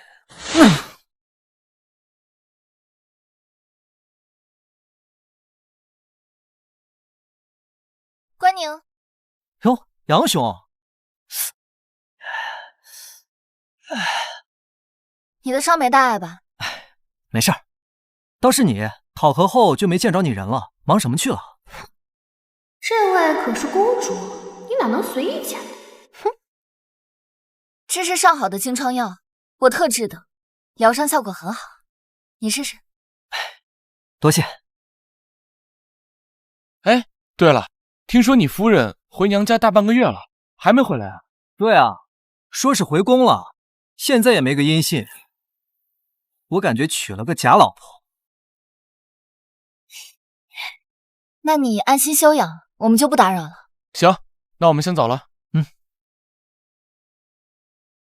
你小心点，毕竟你让薛家断了后，凶手没抓到，下次可能还会来害你。走了。哎，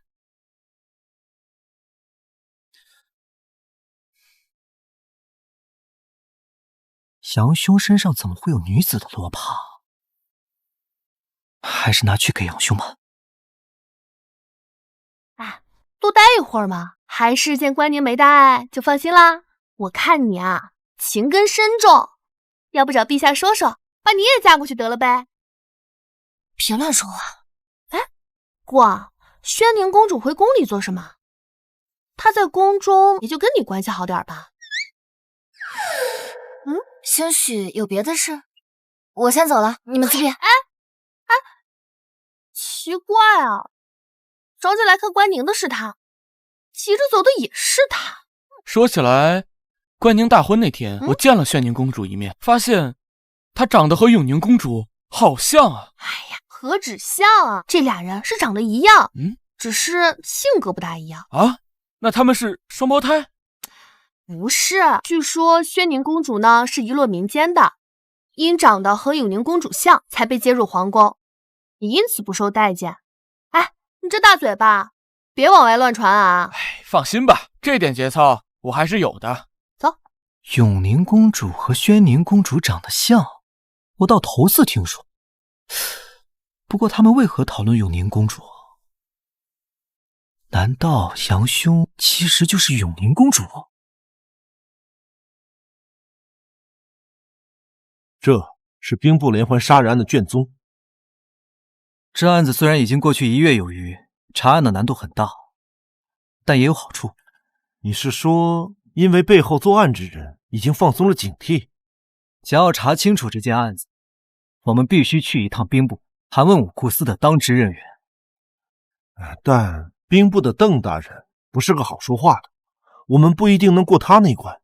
你是说邓秋那老秃驴？哼，他奈何不了我。站住！兵部重地，闲杂人等不得入内。哟，关宁，你来做什么？我来办案。办案？这兵部，你有什么案子可查的？现在正式通知邓大人，日前兵部武库司侍中沈健、车安、员外郎史洪富先后死亡，我们怀疑这几人的死另有蹊跷，所以来清查。这是刑部批准的查案手续，从现在开始，我们都捕司3处进驻查案，希望邓大人配合。关宁，这个案子不是已经结了吗？沈健跟姚大发生争执，被误杀，姚大也被判了死刑，车安是犯疾而死，还有史洪富则是被其妻子、情夫推搡误杀，这都是很正常的死亡，也算刑事案件。我们都捕司是直属刑部的司衙，有权查任何案件。我们认为这其中疑点太多，有问题吗？哈哈，你真是尖牙利嘴啊！邓大人要是不配合，我便去找督察院，再不行就去找陛下。就算你是侍郎大人，也不能妨碍公务。你，好，你若要查，别让你去查，但我给你5天的时间。5天之内，你若什么都查不出来，你会承担扰乱兵部正常运转之责。到时候，不止你这个捕头做不成，我们都捕司也会受到牵连。哼，邓大人放心，一定会查出来。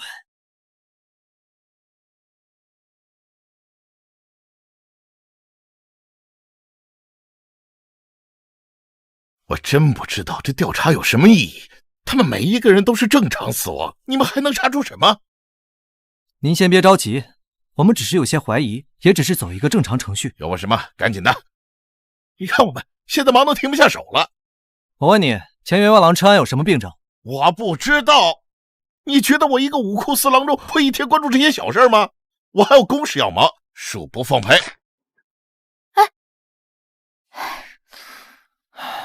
世子，这样查案没意义啊，恐怕谁都是这个脸色。这里这么多人，总能找出个能撬开嘴的。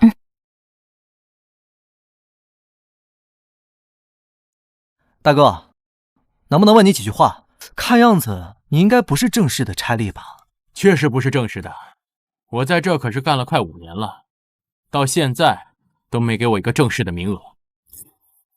哎，大哥，看你这体壮身强，在这做差吏多可惜啊！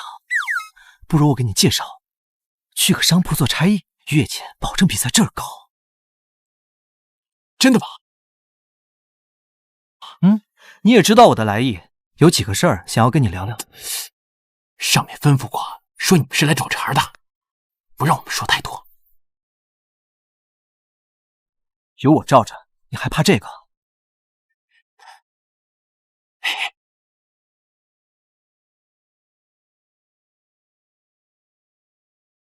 你想问什么？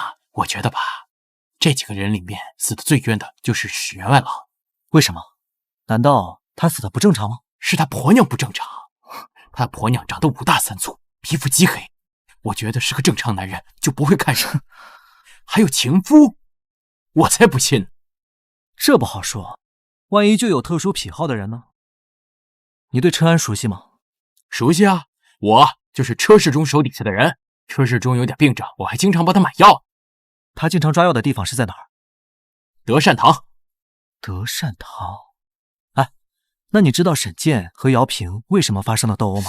这个真不太清楚。姚大这个人脾气大，可能是冲动了才发生口角，动起了手。对了，当时他们是老万的班房吵架的。在万正业的班房？对，我们听到里面有吵闹声，等我们过去已经结束了。好像是在打斗的时候，沈健的脑袋磕在地上了。我知道了，谢谢你。等会儿你偷溜走就别回来了。你去东市的官市商铺，报我的名字，就留在那儿吧。保底每个月给你5两银子。好嘞。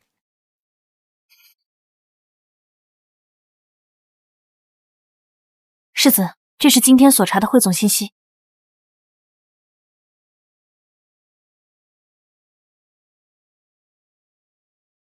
结合卷宗和唐达的证词，基本能确定这些人都是非正常死亡。看来我们的方向没错。下午我去了德善堂，坐堂大夫说车安被诊断为肝气郁结、湿热郁阻。用现代话说，不就是胆结石吗？可这病根本不致死。大夫开的药方没问题，但负责给车安抓药的伙计最后一次抓药后就不干了，我怀疑是抓药时被换了药。不对，这太蹊跷。常规审讯难有结果，屈打成招也没意义，得来点特殊的。有了，人在极度害怕时会说出真相。你们这样做，这样不会有风险吧？他毕竟是朝廷命官。放心，出了事我担着，他绝对逃不开干系。开门，放我出去！来人呐！来人呐！不是要问询吗？你们知道我是谁吗？来，是谁？来人呐！谁在装神弄鬼？啊！哎呀！杀了我就不认识我了吗？师傅，是的，不要！杀命！偿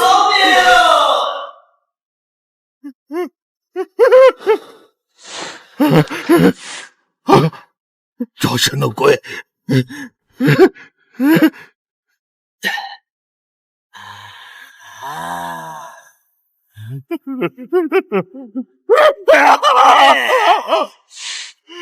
不是我要杀你，是有人让我杀你，我也没有办法，我是被逼的呀！谁要杀我？是邓明志，是邓明志，是邓明志指使我去杀你的，你去找他。他为什么要杀我？我不知道，我真的不知道啊！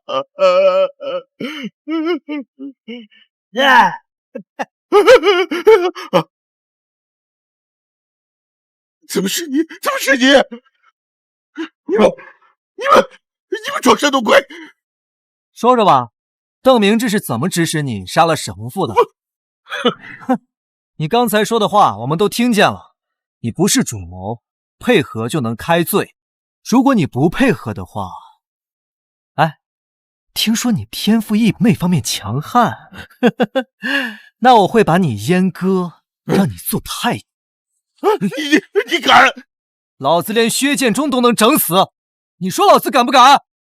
配合不配合？配合，我配合。邓明志找我杀石洪富，设计让我勾引他婆娘，故意让他撞见，然后就可以制造冲突假象，让他意外被打死啊！他答应保你没想到凶手是邓明志，那刺杀我和镇北王的人，或许跟邓府脱不了关系。哼，程然，去收集更多证据，抓邓志明。去。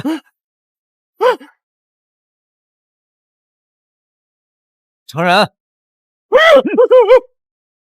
你要干什么？没想到居然有如此敏捷的反应力。想杀我的人果然不止一个，但我没想到居然是你。你们到底是什么身份？你不需要知道，你只需要知道，今天就是你的死期。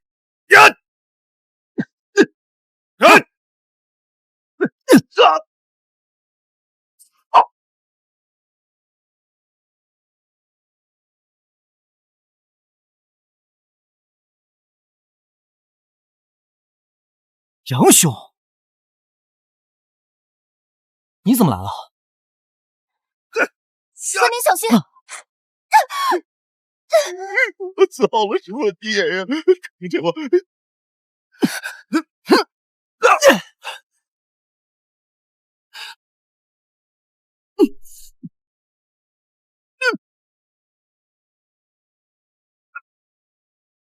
想自尽，你这种人眼里都藏毒吧！杨兄，没想到你这么厉害。你身手也不赖嘛。说，你是哪个势力？这是废帝余孽的图腾。你们是废帝残存势力。胡说！栾帝不是废帝，是萧成道恃凶夺位，祸害大康，他才是千古罪人。龙景帝的皇位来路不正，他是造反夺的。那你杀我干嘛？跟我有什么关系啊？我们潜伏27年要复辟，你突然出现打乱计划，你该死！哼，还是个忠臣呢。你们在武库司有人吧？今天接触了谁？接到了阻挡我查案的任务。不说也没关系，只要我顺藤摸瓜的查，总能查到。没想到圣上宠信的削藩重臣兵部里竟有废帝遗留。哎呀，这上京的官场要地震了。世子，世子，你没事吧？你怎么也来了？杨公子今日上门找你，一直等不到你人，问了都捕司的人，才知道你来了这里，我们才一起过来的。把他俩压下去。是，压下去。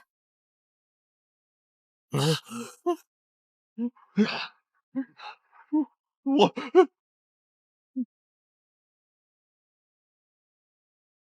杨兄，你受伤了，没事吧？我没事，我先走了，下次再聊。哎，下一次我是该叫你杨兄好，还是叫永宁公主呢？案子有眉目了。今天我在查案子过程中发现了废帝遗留。废帝遗留？没错，今天我审万正业的时候被刺杀了。你绝对想刺杀我的人是乐成仁。乐成仁？对了，我在他身上发现了一个图腾，你看，这确实是废帝余孽的图腾，之前我在剿灭他们的时候见过。你确定真是乐成人？能潜伏在都卜司这么久，一定有很坚实的图谋。其实我怀疑，兵部潜藏多名废帝余孽，此事重大，希望张大人即刻禀明圣上，加派人手，才能深挖。好。哎，对了，意外杀死史洪父的万正业已经公认是受邓明志指使。先不要打草惊蛇，此案涉及重大，我即刻进宫禀明圣上。好。报，大人，刚得到消息，武库司郎中万正业被人刺杀了。啊？什么？怎么死的？就在刚刚羁押他的途中。看来这线索越来越明朗了。能冒险在武库司行刺郎中，说明他们慌了。这样他们所露出的马脚会越来越多，对我们查案是有利的。你们去武库司查案，我即刻进宫。走。这书架文册杂乱，定是万正业死前找东西弄的。莫非藏着与凶手有关的线索？他怕是知道了什么才被灭口。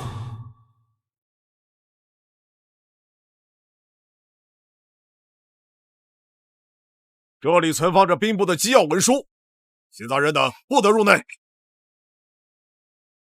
邓大人，这是要阻碍官差查案。哼，本官并无阻拦，只是这间班房涉及诸多兵部机要文件，不便查探，请你们离开这里。万郎中就是在这儿遇害的，这是第一现场，任何的物证都能成为佐证。我要走了，如何查案？万郎中是兵部的人，我比任何人都想抓到凶手，只是事有轻重缓急。今日朝廷要立新军，众多兵部的军事文书都在这儿，我们必须清点遗漏。鸡兄查案是我的职责，今天就是天王老子来了，我也得查。关宁，好言相劝你不听，那就休怪我不管情义。来人，把他们给我赶出去！看谁敢动！圣旨到！关宁接旨。奉天承运，皇帝诏曰：兵部乃朝廷要司，竟有歹人杀害武库司郎中，此乃挑衅朝廷威严，特命都捕司捕头关宁严查此案。期间，兵部所有人等需全力配合，不得懈怠。钦此。什么？钦此。这些都武司人员归你调遣，关世子，你可莫要辜负圣上重托。卑职定当竭尽全力。邓大人，我现在能查了吗？邓大人，你身为兵部所侍郎，熟悉内情，这几天还得多多劳烦你。别说这种话，恶心我！想查就查呗！哼！世子安心查，咱家先告辞了。等你的好消息。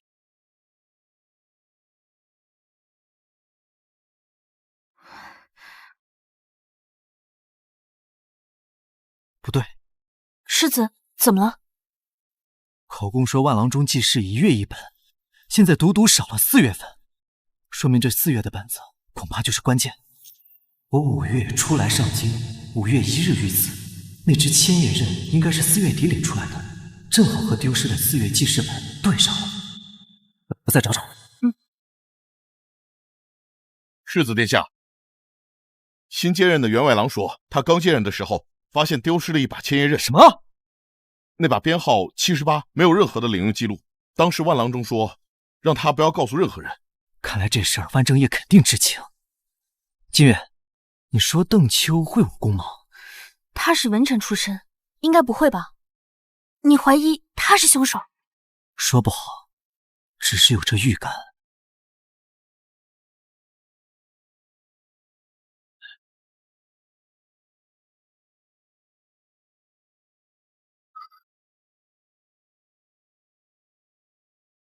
找到，这就是4月份那本。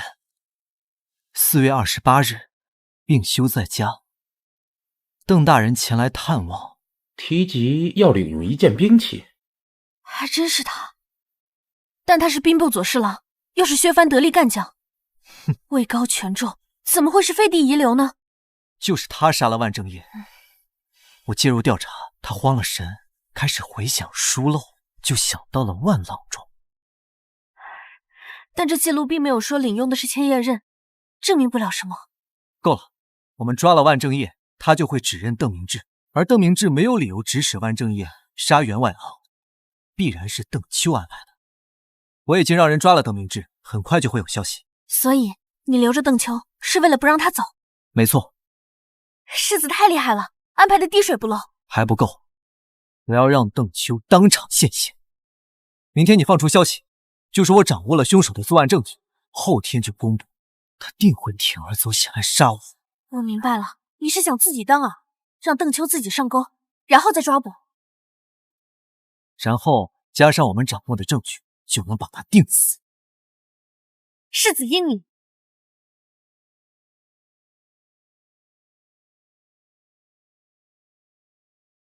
邓大人来了。你在找什么？还差个关键证据，总感觉在万郎中这儿，但就是找不到啊。是一本记事文册。不要误会，你过来之前我已调查过，万正业有记事的习惯，我们兵部的人都知道。看来邓大人知道的可不少啊。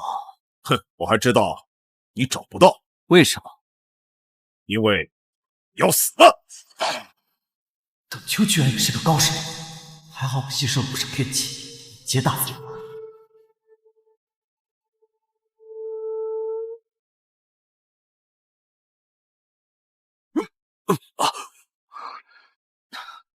吓死个人啊！差点就翻车了。你故意设伏！哼！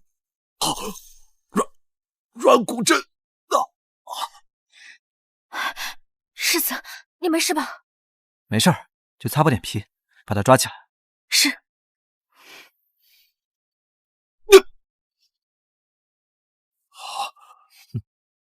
你卑鄙！是我赌赢了，是我赌赢了。老子冒着生命危险引你出手，你该知足了。没想到身为文臣的你，还是个武道高手。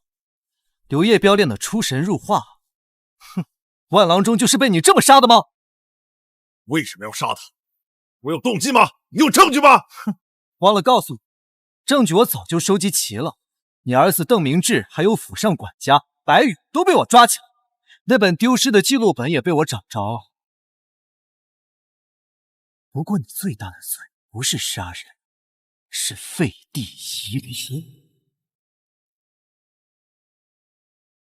奇怪，为什么我在邓秋身上感觉不到一点怨气了？这不科学。邓大人，关宁，你这是……史大人想说什么？邓秋出事，你个兵部尚书也脱不了干系。有事去陛下那里解释吧。传圣上口谕，将这个废帝余孽打入大牢。是，这邓秋，废立余孽。你这个尚书不知道？我真不知道。说，为什么要杀关宁？他想杀我是为了嫁祸朝廷，惹镇北王府和北方6州不满生乱，好浑水摸鱼复辟，对吗？关宁，你果然不是废物之子，你是天纵之才，该成为国之栋梁。我后悔杀你了，但是我更后悔没拉你入伙。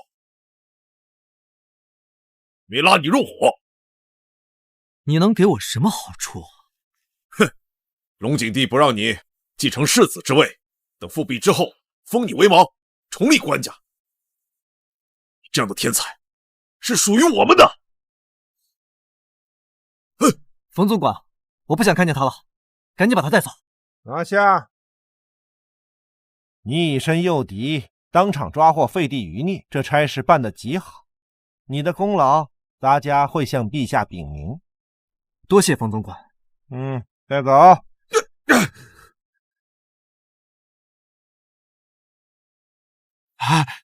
关捕头，这邓秋真是废帝余孽？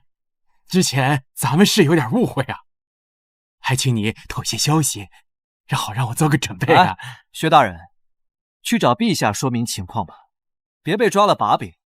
还有，这兵部也得自查，跟邓秋有关系的一个都跑不掉。啊，明白。等这件事情平息之后，我们再聚。之前是有些误会啊，还请你不要在意啊。这马后炮我可不想听，累了。金月，回家。是。关世子，恭喜你通过了考验。考验？这场考验从你来上京城第一次刺杀开始，到最后你抓到，这一切都是对你的考验和教导，成功证明了你不是废物世子，而是真正的有才能的人。这个王朝看着盛世繁华，其实腐朽不堪。你便是应允之人，你将是新一代领袖。镇北王府的变故并非偶然，你父亲出事另有原因。若你置之不理，碌碌无为，便是我们看错人了。我们只能帮你到这里了，以后的路你要自己走。这一切都是镇北王对我的考验。这一波反转太大了吧？这么说，邓秋以身入局，是为了让龙景帝改变对我的看法，重用我。咦，老邓，你这样我压力很大呀。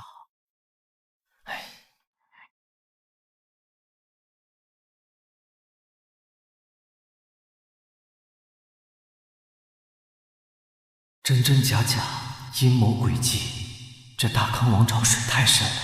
我要是没点脑子，可能都活不过3集。唉，世子，宣宁公主回来了。你终于舍得回来了。你要再不回来，我都以为我要守活寡了。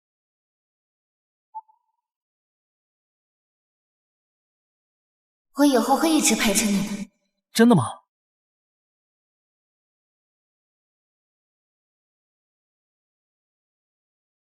那今晚我们一起睡吧。下次吧，我今天有点累了，想自己睡客房。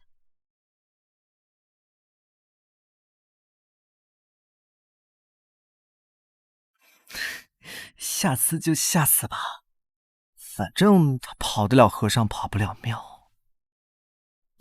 不对劲啊，金远，你有没有闻到什么味道？好像是世子上次受伤的时候金疮药的味道。瞎说，我这伤早就好了。难道药味是轩宁身上的？但是我那瓶金疮药是杨兄送的，还是特制的，轩宁怎么会有？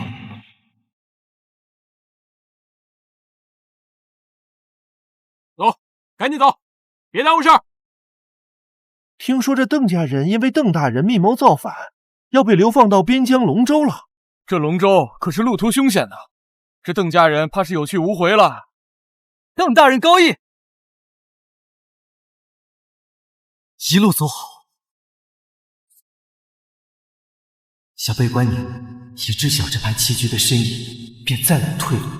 从今往后，定当步步为营，奋发图强，绝不负众望。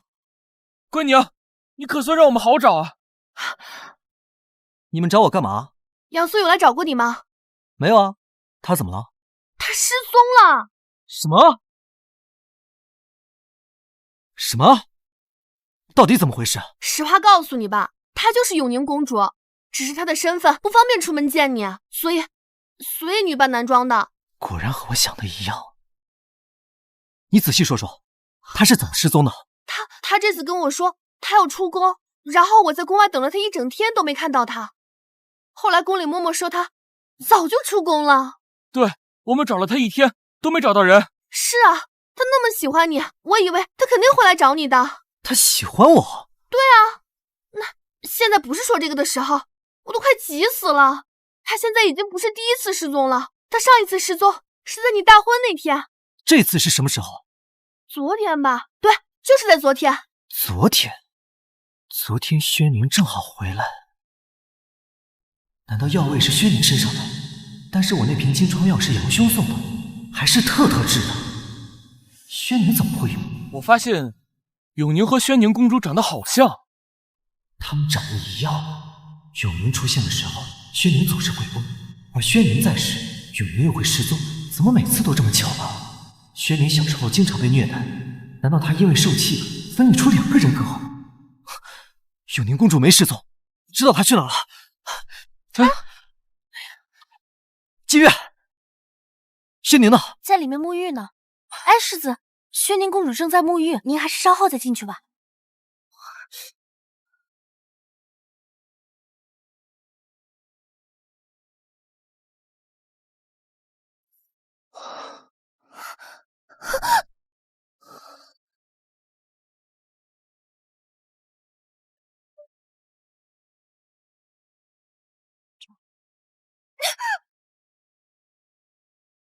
轩宁，你就是永宁，对吗？和我成婚的是你，送我金疮药的也是你，在牢里救我的还是你。可消了药，你到底是谁？或者说，你们到底有几个人？